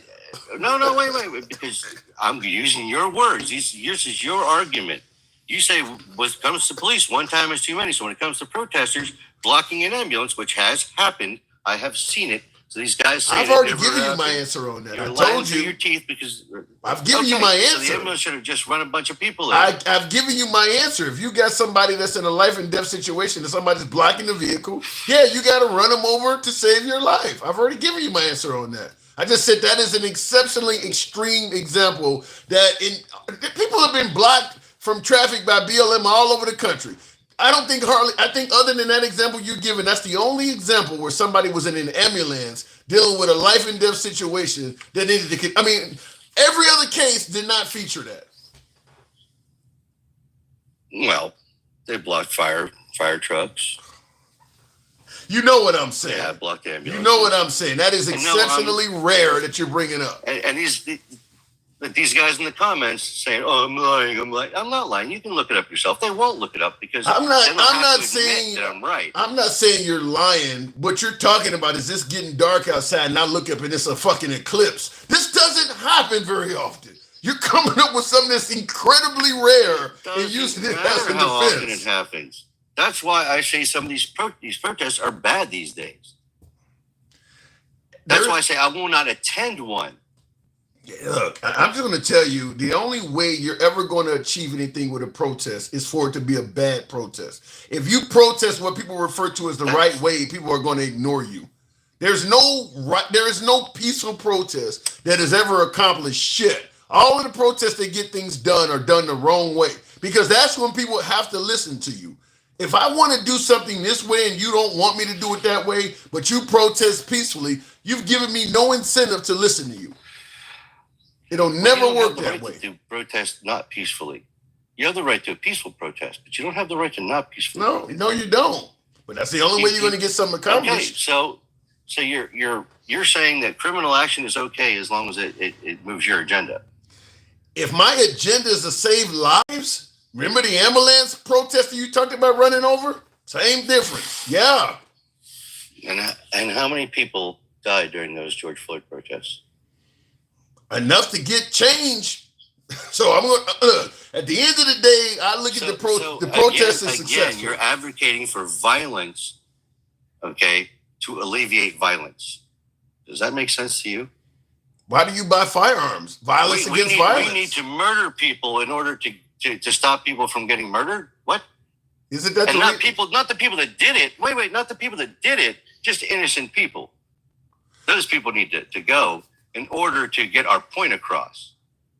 I wish I could come up with a way where what you're saying did not end in these protesters having success. But these protests have been very successful, man. I get what you're saying, but at the end of the day, these people are better off having protested, even with the bad outcomes you're talking about, than not. I got to move it on now. I would look Go at ahead, the last word. favorability of BLM. Huh? I would look at the favorability of BLM now versus when it was then. And you can see it's gone down through the tube. You telling me there was a time when people favored BLM? Yes. When? Who? During those protests. Okay. After you clean up all the ash and stuff, and those poor people that passed away and people that lost their homes and businesses, and not just white people. I'm talking black people. Yeah, you and I disagree on that. I don't think there's ever been a time in American history where people on the right favored BLM. They didn't like them from day one. They didn't like the hands up, don't shoot people. They didn't like the I can't breathe people. Even when LeBron James started talking, they told him to shut up and just dribble. If you're protesting for civil rights, I don't care how you do it, the right is not going to like you. There's not a civil rights leader in existence that currently exists today that the right favors. They don't like any of them. So you're not going to protest the right way in terms of the right. They don't like you. Well, I can't speak to that completely. All right. Or at all for that. Well, I got to move it on, but I got to move it on. But see if you can find some. See if you can find some names. Well, here, let me leave you with a piece of knowledge here. Most of the people in here doing these debates are just protesters. They just work from home because they're not trying to change your mind. Okay, most of them are hungry for coins. Not me. I don't care about that. Yeah, they're paid protesters work from home. They're trying to change the minds of the people in the comments, okay? Which is what protesters do. They're trying to raise awareness, which is what protesters do. That's all they are. It's just an opinion. Thank you, Twisted. Thank you for coming through. Moving on with the program. Look, if you agree with him, you agree with him. If you don't, that's just his opinion. And most of the people in the comments are equivalent to protesters pursuing coins or whatever he said. I mean, that's his opinion. He's entitled to that. But I will say that, and some of my beloved MAGA had a difference of opinion, and some people agreed, some disagreed. But I do believe that the protests from BLM actually did gain shit. Now, I've seen folks in the comments, BLM is a scam and things like that. And there is some validity in terms of people who donated to BLM. The founders of BLM did use the money for personal purposes, corruption, whatever, to buy houses and mansions, whatever. But the fact is, the whole BLM movement was never founded upon taking financial donations.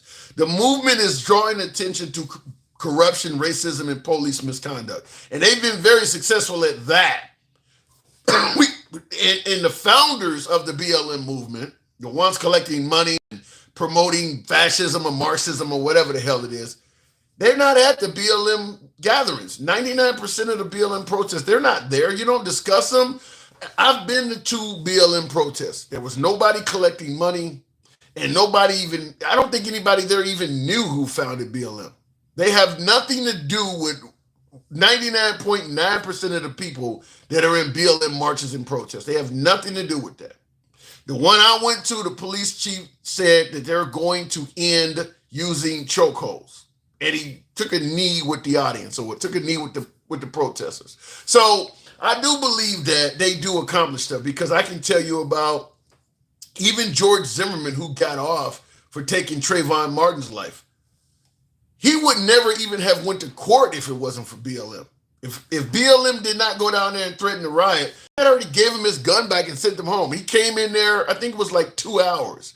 They heard his story, took his word for it, gave him his gun, and sent him home. Trayvon Martin deserved to die. And they were done with that. Same thing with Amar Diallo down there, where those 3 folks chased him down, claiming he went into somebody's house. Thanks to BLM, them folks are in jail for the rest of their life. Once again, they had wrapped that up. So the point I'm making is BLM has gotten a lot of people justice. You may not like BLM. You may not like what the protesters do, or you may not like the rioting or whatever. Fine, I get that. Nobody wants to see cities burning down and shit like that. But without those cities burning down, the stuff they're protesting is just going to continue. Ferguson, Missouri is another one where the guy claimed he was, hands up, don't shoot. It turned out to be a justifiable shooting.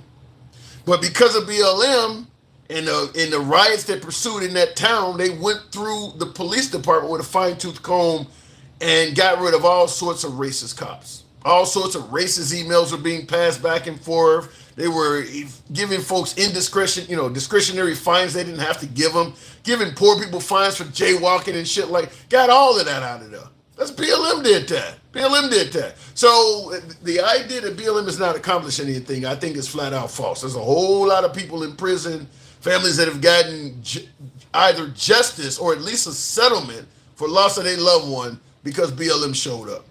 So I don't, and not to mention some policies, some departmental policies have changed because of BLM. Like chokeholds, requiring body cams and stuff like that. A lot of that stuff has come by way of BLM. It's in my opinion, despite the rioting and shit like that, there's a lot of successes that can be attributed to BLM. Now, unlike my last caller, I don't believe there was ever a time BLM was viewed favorably. He's suggesting that before the riots and things like that, people viewed BLM with. Now, I don't buy that. I don't think there's any way to protest civil rights and have people like you. If I don't want to give you civil rights, there's no proper way to ask for them. It's kind of like when Colin Kaepernick was taking a knee. People were telling you right, left. I don't mind what he's talking about, but you need to protest the right way. Don't take a knee during the football game. I came here to see sports. I didn't come here for politics. You were hearing people saying that. Fact is, if you're protesting the right way, people are just going to ignore you. I always use the abortion protesters as a perfect example of people that protested the right way. They didn't accomplish shit. They didn't end up getting anything until Trump got in there and just gave it to them. But their protests, look, people would see the abortion protesters. They were not blocking any traffic. They would stand peacefully on the sidewalk, reading the Bible or holding up pictures of what it looks like with an aborted embryo, and people just ignored them. They were there for years doing it. It was accomplishing nothing. They were there for years. So protesting the right way does not accomplish anything. It's the only way you're going to get it. You're going to get something to happen is to do it in a way that people cannot ignore it. Even Martin Luther King, who's known as, nowadays, he's known as a peaceful protester. But during his time, he was not protesting the right way either. You go into an all-white restaurant and do a sit-in with African Americans that people don't want to sit next to. I'm just coming here for lunch. I didn't come here to have you disturb my lunch hour. No, he wasn't protesting the right way either. So the only way you're going to get something to happen is you got to be up in your face where you don't have the option to ignore it. That's the only way it's going to happen. If you do it the right way, people are just going to ignore you. If Colin Kaepernick did not take a knee during the games and he just peacefully went back to his own neighborhood, so you would just ignore him. The people saying he's not protesting the right way are not going to watch or listen to his protest if he do it the way they say he should be. In other words, do it in a way that allows me to ignore you. Don't block traffic. Don't be in my face. Don't do it at my games. I want you to protest in a manner that allows me to ignore you. That's the right way. That's what they're asking you to do. Anyway, looking in the comments, though, most of the peaceful protests turn into a riot when the police start asking the protesters to disperse because of an unlawful assembly. Yeah, that can happen too, but simply put, the police often show up in militarized gear, and obviously the people there are, certainly if you're protesting the cops themselves, the protesters already got a chip on their shoulder towards police anyway. And then, of course, the police show up knowing that they got the tactical advantage. A lot of them show up being assholes. It don't take but one or two of them to act wrong, and boom, you got a full-scale problem on your hands. Many people were enraged when they hear the term Black Lives Matter. It offended them. Like I said, there is no right way to do this stuff. We can talk about BLM, hands up, don't shoot. I can't breathe. Talk about LeBron James. Talk about Colin Kaepernick. We can talk about Jesse Jackson in the 80s. The same people that do not like BLM don't like any of them people. The same people that do not like BLM probably don't like any civil rights leader. You just pick the civil rights leader and find a reason to dislike that person. Every one of these people. It doesn't matter how you do it. If the fact is, I don't like what you're protesting. There's no right way to protest for something. Look, let's say women wanted to have the right to terminate pregnancies in the third trimester. If you don't agree with that, there is no way for that woman to protest the right way. Doesn't matter how she asked for it. You don't want her to have that right. These people, the folks that are saying this, they don't agree with the civil rights that the community is seeking. So it doesn't matter how they protest it. There is no right way to protest it. They don't agree with your cause, period. So it doesn't matter what you do. They're not going to work with you. They don't agree with your cause. Jesse Jackson sellout. Says Jesse Jackson sell out his non-profit paying him hundreds of thousands. And that's the point I'm making. No, if the person does not like your cause, everybody from Martin Luther King up, you name the civil rights leader, I can tell you the goal is to find something bad on that person to discredit them. Jesse Jackson, Al Sharpton, Martin Luther King, Ben Crump, you name it. It ain't, in reality, it's not that the person, or in Black Lives Matter case, the movement is corrupt. It's that the person that is telling you what they did wrong is simply looking for bad ways to discredit or dirty up the organization or the person because they don't like what they're protesting. Every single civil rights leader in history, people found something negative on them because I don't like what they're protesting for. They said the same thing about Martin Luther King with the women and all. I mean, they're going to find something on him. So, of course, you're going to find something on Jesse Jackson or Al Sharpton or Ben Crump or even, like I said, even LeBron James or Colin Kaepernick. Every one of them, because it's the fact that they're protesting civil rights, and a lot of people don't agree with what they're protesting for. So you find reasons to dirty them up to excuse your stance that they shouldn't have credibility. When in reality, it ain't got nothing to do with them. It's the movement of what they're protesting for that you don't like. Voting doesn't always matter. Ohio has voted to have abortion rights, but the GOP is still limiting and fighting. Yeah, they're going around that. Let me go back to the bots. I should be up to about 70,000. Y'all can make that happen. 70,000 in the likes. Tap the screen. Make it happen for your boy. Gen X. Fuck around and find out. Good evening. Now, Gen X, I'm sure you heard a few things you disagree with. Good evening. What's up, my brother? What do I always say? Hanging around like Jesse Jackson at a Klan meeting. So, hey, before I say anything, fix your collar, bro. I can't believe you had so many people up and nobody told you to fix your collar. The right side of your collar is down. There you go. Okay. All right. There you go. Look clean, my friend. There you go. All right. There you go.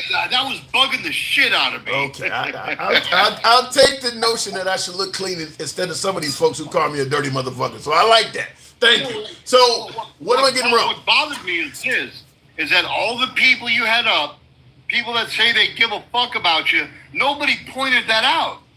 Come on, man. Let our hosts look good, man. Everybody. Michael, who's a racist. Miss Mo Better, everybody else. What? Yeah, I said it. Why does everybody suggest that? Why does people suggest that Mike is a? What does Mike said to make him a racist? I'm just giving him a hard time, brother. Go ahead. What do you got for me? All right. Well, we're talking about what the hell was we talking about? We spun off into BLM.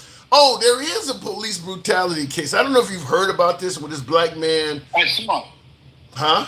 I saw it. Do you think he had that coming? No.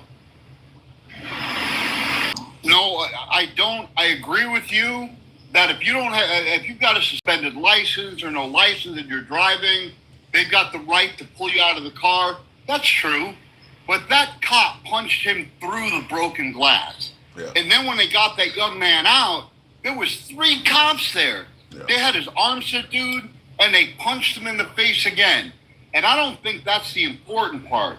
The important part is that when Internal Affairs reviewed it, they said that there was no criminal acts committed. Fuck that. I disagree with that. And there was. Assault is a criminal act. Wow. And when they punched that young man, that was a criminal act. Now, did he deserve to be pulled out of the car? Yeah, absolutely. Pull him out. He's unlicensed. He's not lost all his rights, but they need to get him out of that car. But when they physically assaulted him and punched him in his face, man, I wish I was a lawyer. I'd be making a whole lot of money. My guess is, even though the police have ruled that the punching was justified, my guess is he might get a settlement. I don't know if it'll be much, but because they probably are going to pursue it. You know, you have a lower burden to win a civil case than you do a criminal case. But I agree with you. I don't see how anybody could watch that video and walk away thinking the police were justified in doing it. Now, he didn't die. He wasn't severely injured or nothing, so there's not likely to be any riots behind it. But Thank God that young man wasn't killed. Justify them punching him in his face. Yeah, I don't justify that. Yeah, I don't. I mean, and I see in the comments, SGB says he was resisting. He was refusing to get out of the car. If you're refusing to get out of the car, they can drag you out of your damn car, but I don't see any reason to just start swinging at your face. Okay, that's fine. That's fine, and I agree. If he refused to get out of the car, that's okay. But you know what? He had his hands up. He wasn't fucking... He said his window didn't work. Why didn't they say, well, then roll down your passenger window? There was 3 of them there. Yeah. 3 of them. Give me a quick second, because I see some folks in the comments are wanting to see the video. I played it early in the program, but for some who haven't seen the video, I'll go ahead and put it on the screen. I think it's less than a minute. Well, another perspective from a former prosecutor with more than 30 years of legal experience in Jacksonville. Our Sydney Deshawn is joining us now. And so, Sydney, shock, that's the word that this attorney says he felt while he was watching this video. Just shock. Tell us more. Yeah, Jess, that's exactly right. He believes the incident is a clear situation that was a case of police brutality during what should have been a simple civil traffic stop. A traffic stop in Jacksonville is drawing national attention after cell phone and police body camera footage has come out. It shows Jacksonville sheriff's officers breaking 22-year-old William McNeil Jr.'s driver's side window and forcibly pulling him from his vehicle in February. Curtis Ballgetter, a former federal... I mean, look, he was not complying with getting out of the car, but he's clearly just sitting there. Once they broke his window, I don't understand why the hand comes through and socks him in the face, as opposed to trying to open up the door and then drag him out, take him out of his seatbelt or whatever. But just the first point of contact is to punch the dude in the face. I mean, he clearly is not. Tim, I'm going to be real honest. When I first saw it, I was like, yeah, whip that motherfucker's ass. But when they broke the window and punched him in his face through the broken window, I was like, oh, that's all right, whatever, okay. Get him a little bit compliant.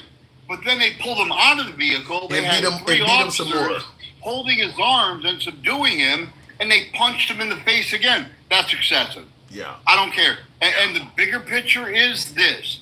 The fact that IAD, the Internal Affairs Department, found no criminal liability. That's bullshit. Yeah, that I don't Those get. are bad cops. Yeah, that I don't get for the life of me. But listen to, I played this earlier. This is an actual black man, brother. This is a brother. Listen to what he had to say on this, because he disagrees with both you and I.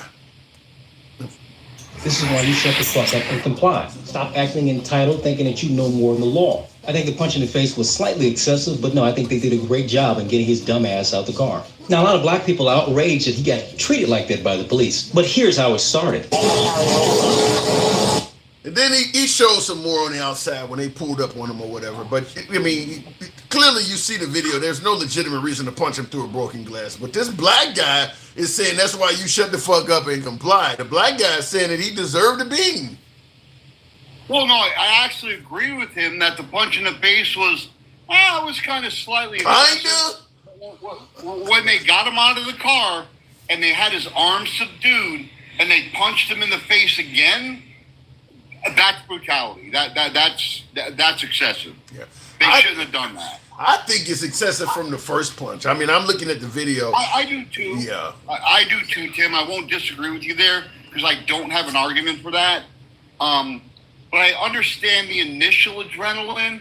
Once they had him out and they had his arms subdued, hitting him again, thank God that young man's still alive.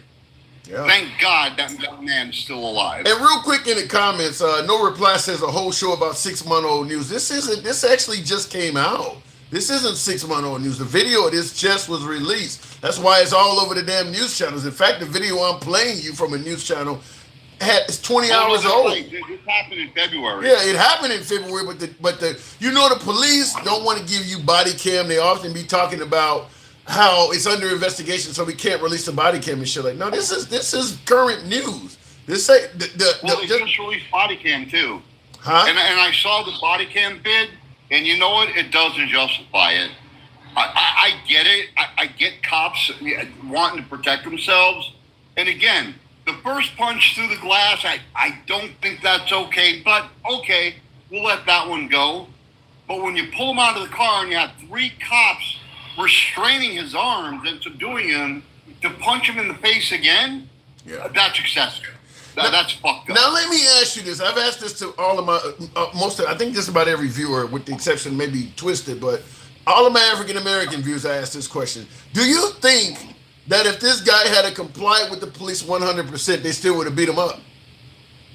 No. Yeah, I'm the only one that agrees with you. All the black people I've talked to so far think he still would have got his ass kicked. I don't think they would have done it. If he would have got pulled over and they just said what they said, and he put his hands up and said, "Look, my driver's window's broken. Let me open the door and get out and explain."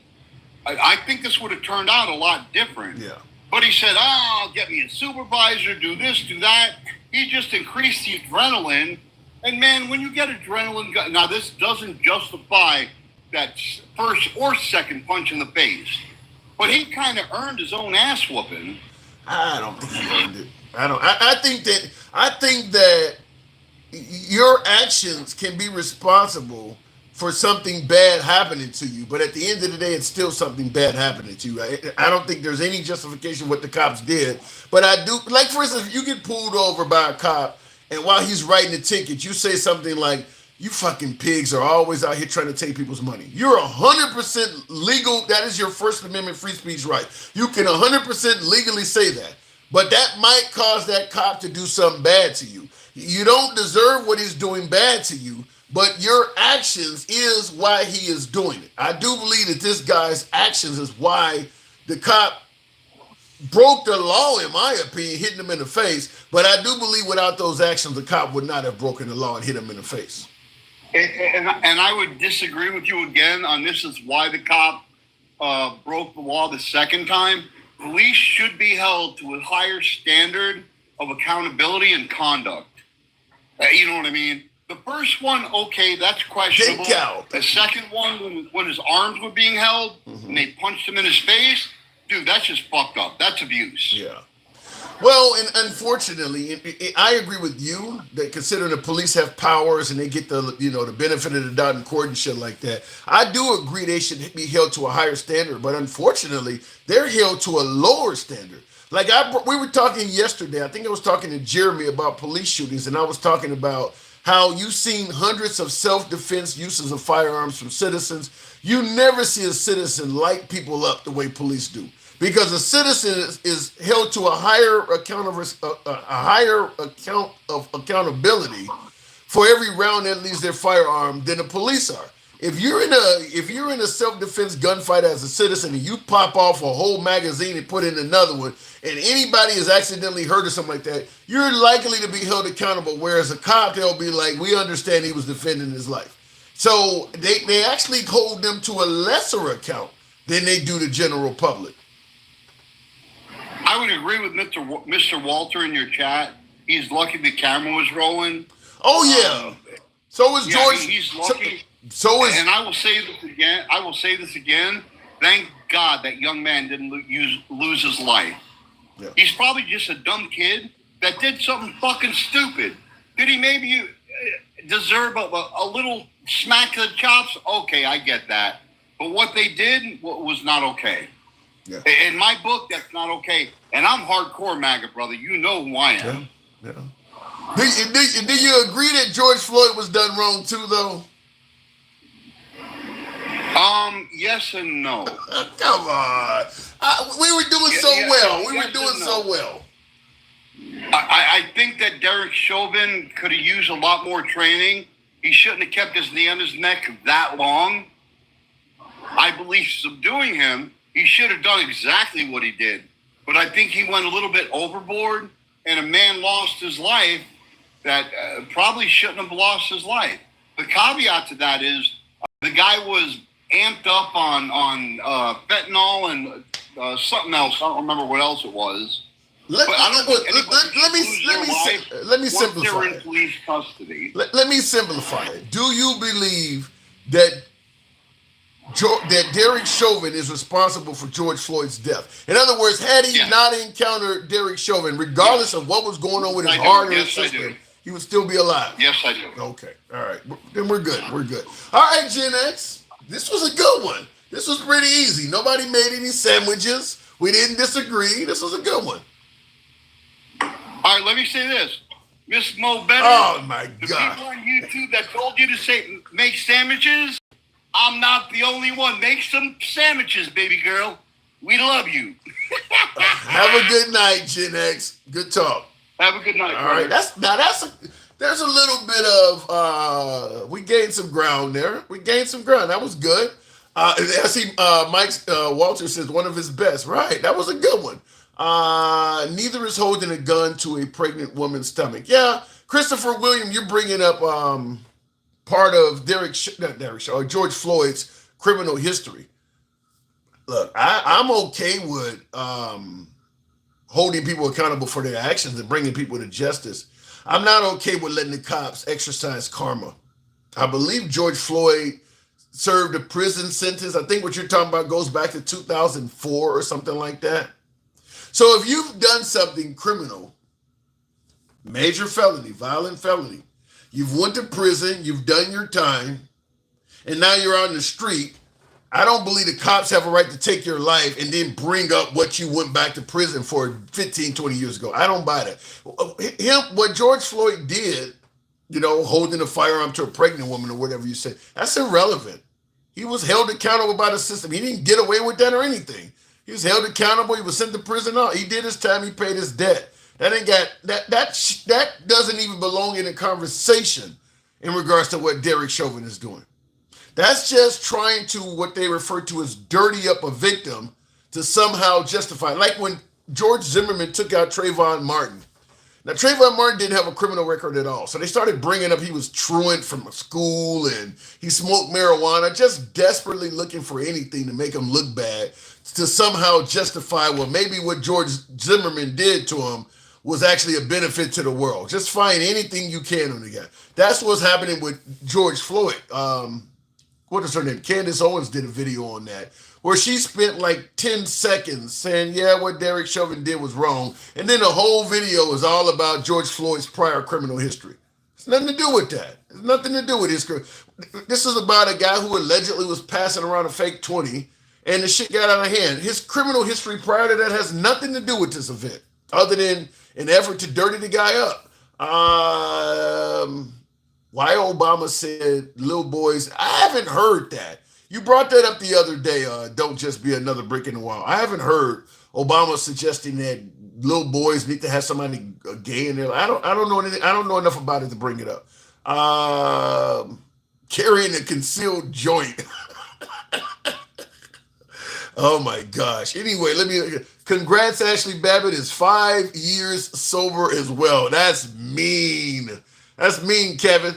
Says, congratulations, Ashley Babbitt, as of today is 5 years sober. That is mean. That's a hell of a counter for George Floyd. Well, he didn't learn his lesson, did he? Fentanyl and other substance from autopsy, and he was out trying to pass counterfeit. Still irrelevant, Draco. Still irrelevant. None of that got anything to do with what Derek Chauvin did. Enlarged heart, fentanyl, people try to say he died of COVID, whatever the case may be. If you encounter a suspect that's overdosing on a narcotic or that is going through the extreme remnants of COVID, no officer is taught the way to address a fentanyl overdose victim or somebody dying of COVID is to just sit on the guy for 9 minutes. Even if George Floyd actually passed away due to fentanyl, Derek Chauvin still would have gotten in trouble. That is not the way to even deal with an overdose victim, is to just sit on them for 9 minutes. You still would get in trouble. Somebody in the street convulsing of heroin or something like that, or heroin over, and you just walk up and sit on them for 9 minutes. You still gonna get in trouble.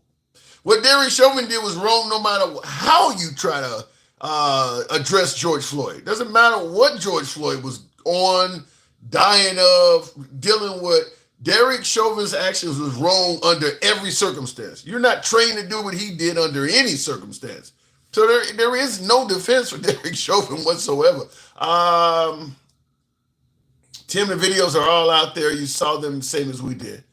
I saw the folks testify that none of them were trained to sit on a person and not move for 9 minutes. I saw all the fellow officers in his department say that there is no part of our training that says you sit on a person and not move for this long period of time.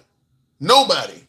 That's enough. Doesn't matter. Anything else is irrelevant. What he did is something that put this guy in a desperate state. He ultimately passed away, and his department up to it. I think the chief of that department in Minneapolis also testified. We don't train officers to do this shit. He was wrong when he did it. Up to and including the paramedics had to show up and tell him, we want to check on him because you get off him. He was still on the dude when the paramedics arrived. At some point, you have a duty to check on the guy that you have in custody.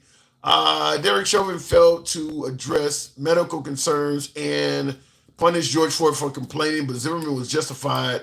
He was attacked.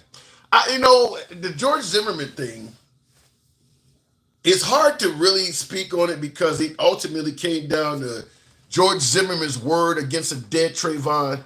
But I don't buy George Floyd's word. I don't buy it at all. It ain't got nothing to do with because of race or anything like that. I'm saying that George Floyd was on, Derek, I'm getting all these names mixed up. I'm saying that George Zimmerman was on the phone with 911 and he was already identifying Trayvon Martin as a bad guy. Didn't know him, had never seen him before, had never talked to him or anything. Just Trayvon Martin's mere presence in the neighborhood gave George Zimmerman the belief that he was in the neighborhood up to no good, breaking in people's property and stealing shit. Despite the advice of 911, George Zimmerman took off in the middle of the night with a firearm in pursuit of a guy he's already identified as a felon. And somehow during that pursuit, we're supposed to believe that Trayvon Martin, the guy who was doing absolutely nothing wrong, just turned and started trying to fight and beat the dude up. And he had to kill him. There's no way in hell I buy that story. There's no way in hell I buy that story. If I'm speculating, my belief is that George Zimmerman caught up to Trayvon Martin and started trying to do some kind of citizen's arrest or demanding he prove that he was innocent and not stealing shit, empty your pockets, or asking him where the hell you were from. He was detaining him. He was detaining him and preventing him from moving forward. And that may have led Trayvon Martin to become hostile and violent. But he approached Trayvon Martin. He had no right to do so whatsoever. Most likely he only did it because he had a gun, and it turned out bad. I don't buy the notion that you should be able to use a stand your ground of defense when you initiated the conflict. If he had just simply let Trayvon Martin pass, that guy would still be alive today. Nobody would have been victimized. Nothing was going to be stolen. That guy was simply walking through the neighborhood. He identified him as a bad guy and then just pursued him and started treating him like he had special police powers. And it turned out bad. for Trayvon Martin. And we're going to treat George Zimmerman like he's somehow the victim in all of that. I don't buy it. I don't buy that. But he won his case in court, just like I don't buy O.J. Simpson, but he won his case in court. Sometimes bad guys get off. And I do believe George Zimmerman is a bad guy. And by the way, in addition to all of this shit I'm talking about in regards to George Zimmerman, he later took to eBay, posted a picture of the firearm. He was trying to sell the firearm he used to take Trayvon Martin's life. And I think he posted a picture of Trayvon Martin next to it to let folks know you're buying a gun that I used to kill this kid with to increase his sales. The way he handled it after the guy was dead was bad. That guy got off with murder, in my opinion. George Zimmerman absolutely got off with murder with that. You was right with your opinion on Trayvon Martin story. This was a murder by sometimes bad guys get away with shit, and I think that he's in a great area, Sanford, Florida. I mean, he's in an area where it's likely more likely to happen. He'd have done that in Chicago somewhere, his ass would be in prison. If he had done that in a neighborhood that had a little bit more diversity and shit like that, he would have been in prison. So he got lucky. He went to the right area and did it and got off with it. But yeah, you already identified this guy on 911 audio tape. That you're making all these bad assumptions about this guy, and then you go chase off in the middle of the night after the guy with a gun in your hand, and he gets off on that. Yeah, that case was fucked up. Blacks lacking writing for what? Blacks lacking writing for illegals makes no sense. What does that even mean? Blacks lacking writing for illegals. I don't even know what you're trying to say with that. Other than you're throwing blacks in it. I don't even know what that means. That is like the opposite of Obama. He speaks so well. I don't know what you're trying to even say with that. Let me see. I didn't miss anything, did I? Technically, they called it a drug trafficking. It was okay. That's something different. Anyone need a drug connect? Okay, maybe I've been on here too long for somebody to be saying some shit like that. We're not slinging products online. That's just outrageous. So let me go continue on with the show. Oh my God, somebody talking about a drug connect. Crazy shit. Okay, what am I